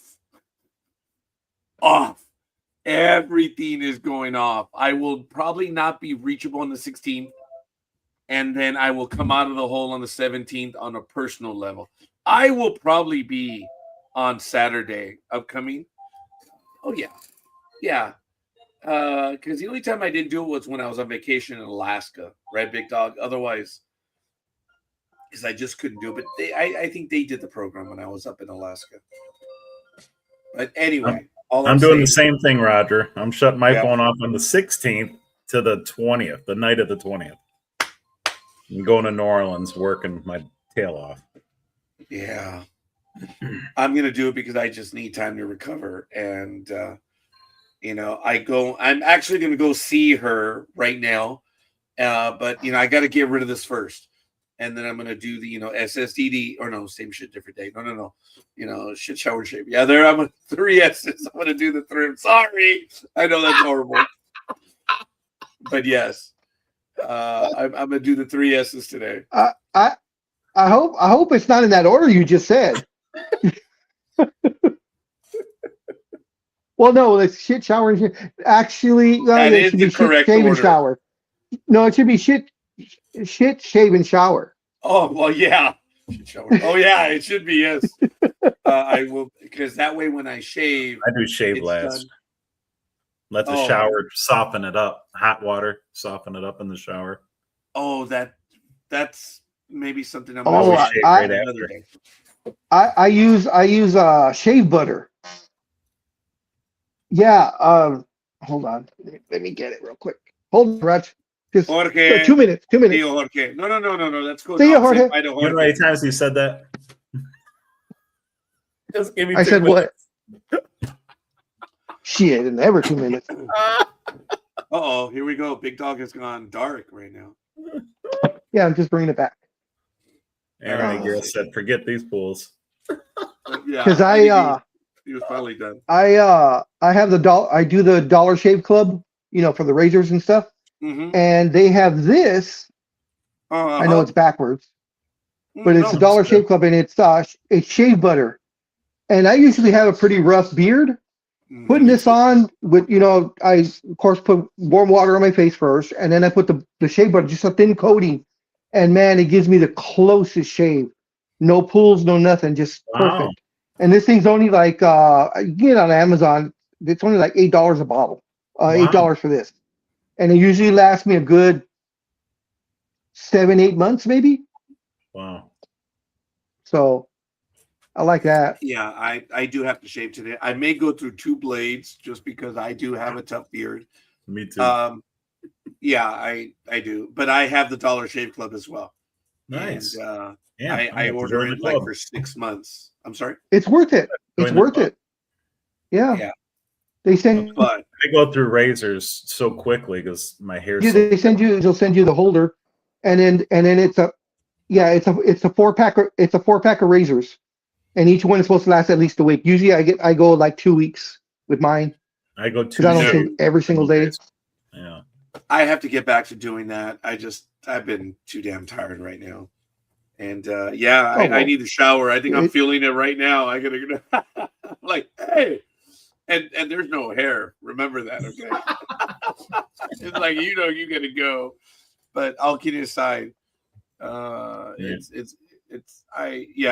have a lot. And today, oh my God, what's my schedule look like? I think I have 12 appointments today. Damn. I was about to say the weekend before you probably have about 12 to 15. I'm booked. As of 2 days ago, no more appointment. No one could book. I'm done. Isn't tax season about done? Jeez. Yeah, actually, I only have 10 today. On Sunday, I have 12. On Monday, I have 10. And on Tuesday, I have 9. As of right now. Oh, shit. Wait a minute. He's going to get the call on April 14th at 9 o'clock at night. I forgot a file. Can you help me, please? Yeah, and I will. Well, on the 15th, I will be getting those. I'm like, sure, extension. No, I have to see. No, you know better. I've been warning all of you I've been warning everyone for years now that I'm running out of space, running out of time. And it used to be. And here's a blast from the past. Roger, we had someone else do our taxes and they fucked it up. I need you to fix this. And Eva made this amount of money without being taxed. He had a 1099, and I need you to fix this, Raj. I think I might have started his hair pulling. Okay. And through the grace of the tax lords, this man bailed my ass out. Yeah. I to this day don't even want to know how. I don't even want to know how. Okay. When both Peter and I were at H&R Block in 2014, when we were taking the course, I had talked about something. I said, look, I'm not going to reveal my secrets, but a 1099R or 1099 miscellaneous for $5,000 and the person paid taxes. Are you stupid? I actually said that in class. Yeah, I do remember that. Our teacher had walked out, and I was getting into it with someone who she thought she was smarter than everyone. I'm like, you dumb bitch. That's your knowledge. Because I'm the one that whipped out the innocent spouse bit, and she was like, what the hell's that? Get the fuck out. Anyway, I had to throw some weight around, and I said, you had a $5,000 miscellaneous form, and you paid? How stupid are you? And then Big Dog says, Yeah, scorekeeper. Are you familiar with having a $100,000 miscellaneous form and still getting a refund? And people were like, "What?" Because they knew I knew a lot more than I was alluding to. My classmate, we all got along. They knew I knew more, and then they all laughed because I'm like, I blew off Big Dog. He says, how does one get a refund on a 100,000? I said, Big Dog, that's immaterial to this conversation at this point. And everyone laughed because I specifically, he said, how does one make $100,000 disappear? And I said, that's immaterial to this conversation. Oh my God, that wasn't the amount. It wasn't the amount, but Damn it was close. funny. Shut up, dude. Shut up. Anyway, all I'm saying is that when that dumb bitch said that she had to pay on a 5,000, I'm like, how many years do you have? That's all I'm going to say at this point in time. Because that's why you interview, you ask the people, what are your expenses? And then they realize that they have them. It's like, why are you paying? You have the expenses. So a lot of people don't know. So sorry, folks, it is tax deadline. I will leave this with you. If you do have a business, if you do have employee business expenses, remember the question is it deductible? You have to ask yourself, is it ordinary and is it necessary? And if you can say yes to both, speak to a professional. Raj, do you still mess with new clients where you're doing it? You're like, oh, not that one. Oh. No, not that one. Okay. That makes me laugh. Okay. Tony, do you know what I would do if a client's giving me a hard time? I'll like, okay, I got to review last year's. And then I have like 3 screens, as I've all shown you. And then I open up and all of a sudden I'm like,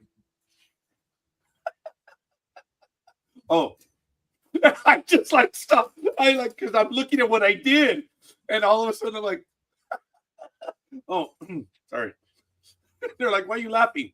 Oh, no, I wasn't looking at last year's. I'm looking at my entries. I just think we should go on. So you've got to put them in their place. Now, the tick that I have is bad, and I'm working on it. Where I'm doing the input, all of a sudden, oops. Oh, my God. Clients flip out on oops. They're like, oops, what? I'm like, I messed up on the data entry. Oops, what? I'm like, so that is an instant. You're like, whoops, what?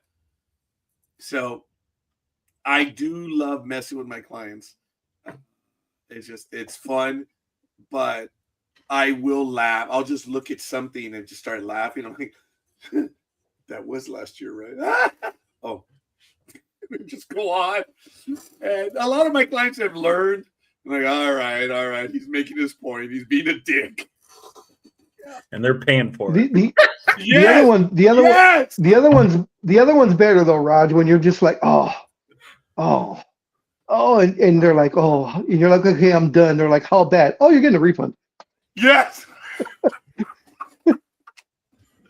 Oh my God! And I've had people tell me, Raj, your stories are funny, but you'd never get me. Really? That's the challenge. Challenge laid down. I make a note in my notes. I noted in my notes that a client believes that I'm incapable of scaring them. And I put that in my notes. So before I meet with them, I'm like, oh, no problem. So as soon as they sit down, we're doing the stuff, and I'll start doing the input, and I'm like, I'm like, what? What's wrong? Oh, nothing. So I'll do the dog, like, So and then after 2 entries, I'm like, did you change jobs? No, why? Oh, that's not it. And you see, you understand. And then I'll do something else. I'm like, well, what the? Why? And then I'll look at the other. Why? It doesn't compute at all, dude. And they're suffering through this shit all the time because they don't know what I'm doing. And then I'll ask them something else. And when they give me the answer, it's stupid. This question is stupid. I'll just ask them, like, well, no, that's not it. So like an hour later or less than an hour, I finally and I'll put the number. I'll deliberately just put a number. They're like, what? What? Is that what I owe? And then I'll pick it up, look at, and then I'll put a dollar sign in front of it. Give it back to them. And they're like, why do I owe that? What? And they're looking at me and say, why do you think you owe? Well, because of this. Dude, last year you told me that I couldn't make you cry. And I just made you cry, you dumbass. All I did was put a number right there in front of you, and you thought you owed. That's a refund, you dumbass. Like the last 20 years. Whatever it is. I love effing with my clients. And I mean, some clients I will never do because I just respect them and they're really cool. But I must maintain order. Disorder. I love that word, but it's order of what I do. And I get people that will tell me, well, so-and-so, well, I thought we were supposed to get this and this. I said, well, why don't you go to that person and have them get you that refund? I do that more often now, where they say, well, I heard that this, really? What else did you hear? Oh, I heard that I wanted a unicorn. And you know why I want a unicorn? So I could skewer my enemies. It's the oldest. It is the tiresome shit where everyone comes in. Oh, well, I understand. I'm supposed to get a $5,000 refund. I'm like, oh, for the love of God. It's like, that's not even tax related. That's the Doge thing. Remember that? It's like, oh my God. I heard seniors are going to get this and this. I'm like, no. If wishes were horses. Yeah, it does get tiresome, especially the April clients, because these are the ones that are here last minute. They're probably going to owe, and they're the most anal ones. That's why I'm closing the 15th. It's just extensions. I've had it. I become a bat. I was in the middle of an interview about 7 o'clock at night, and it happened. I had the most genteel person on video, and I said something, and I know I did, and I looked up, and on video I could see the guy who was like, he had drawn back, and I was like, shit, I just snapped. I said something, and I was angry, I was impatient, I'd had it. I said, I don't want to be that person. And I just Oh, that was just an itch. Thank you. I appreciate that. But it might have been a stress, thing, but I didn't like the person I became on the last few days. And I just don't want to deal. It's not worth it. It's not worth it. And I'm closed on the 15th. I will take extensions, and that's it. But yeah, Tony, I'm an evil son of a... I love what I do. I love it. I love it. I love it. Love it. So, smell of printer ink in the morning. Oh. Yeah. Printer ink for you, cigars for me. Oh, actually, the smell of napalm in the morning. That's what I was doing. Okay, I should have taken the shirt off and put the cowboy hat. Oh, the smell of printer ink in the morning. That would have been the final conflict. Anyway, yeah, I'm lucky what I get to do. I love helping people. But yes, this is getting on my nerves. See, guys? It's getting on my nerves, man. It's got to go. I'm already 15 minutes over. Sorry, folks. Do you folks wish to continue? Nah, we're okay. We're good. All right. See you in 2 weeks. Oh, Enjoy New Orleans. Yeah, I'll be off my diet for 5 days. Oh boy. See, for me, the big question is going to see how many beads will he earn? I thought they only had that for Fat Tuesday. I know, but it's just because he's going to be flashing everybody. I better shave. Oh, guys, this actually happened. Forgive me. Last story. You guys know that I'm behind, right? a female client flashed me, and I told the joke forever, and now it's 7-1. Sadly, I've been flashed by 7 guys. Okay, this actually happened. This was a conversation between my daughter and I. I said, Mija, I need to know, am I up to 8 now? She's like, why? Well, a prior client who had flashed me before flashed me again. Does that mean I'm up to 8, or is that just a repeat customer? No, you're up to Big 8. Dog That's 8 says it's flashes. 8. You know what? No. Everyone tells me it's 7 because it's a repeat. See, Big Dog says it's 8. And he finds it funny. A lot of people If he flashed you and showed both nipples, it counts. Yes, it happened once, and it happened again, sadly. So, and they're always looking for a discount, and I'm really like, why? And then I actually made the joke that all my buddies and friends and everything, they're all, Raj, we know you're going through a hard time. If there's anything I can do for you, anything, please name it. I'm like, why the hell doesn't a female say that? Yeah. Oh, and my buddies, damn it. I'll drink to that.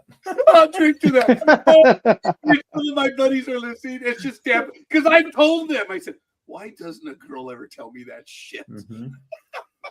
Anyway, guys, it was fun. Anime Girl, thank you. Big Dog, thank you. Philly Special, thank you. Jorge, I'm sorry you're under the weather right now, but folks, sports talk with the guys. Hey, we talked sports today. It was good. It was fun. So, but we just do what we do. No, that's the Big Dog. Anyway, I'm assuming as such. Anyway, we're good. Oh, ooh. I told that to someone one time, but I'm not going to tell the story now. I was like, here to here, here to here.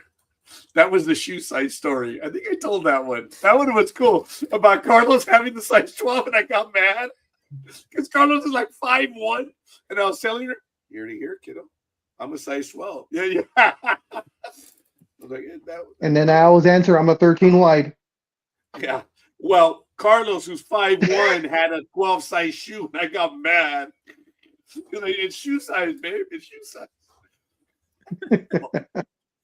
That was funny. All right, guys, I'm out. We'll see you guys.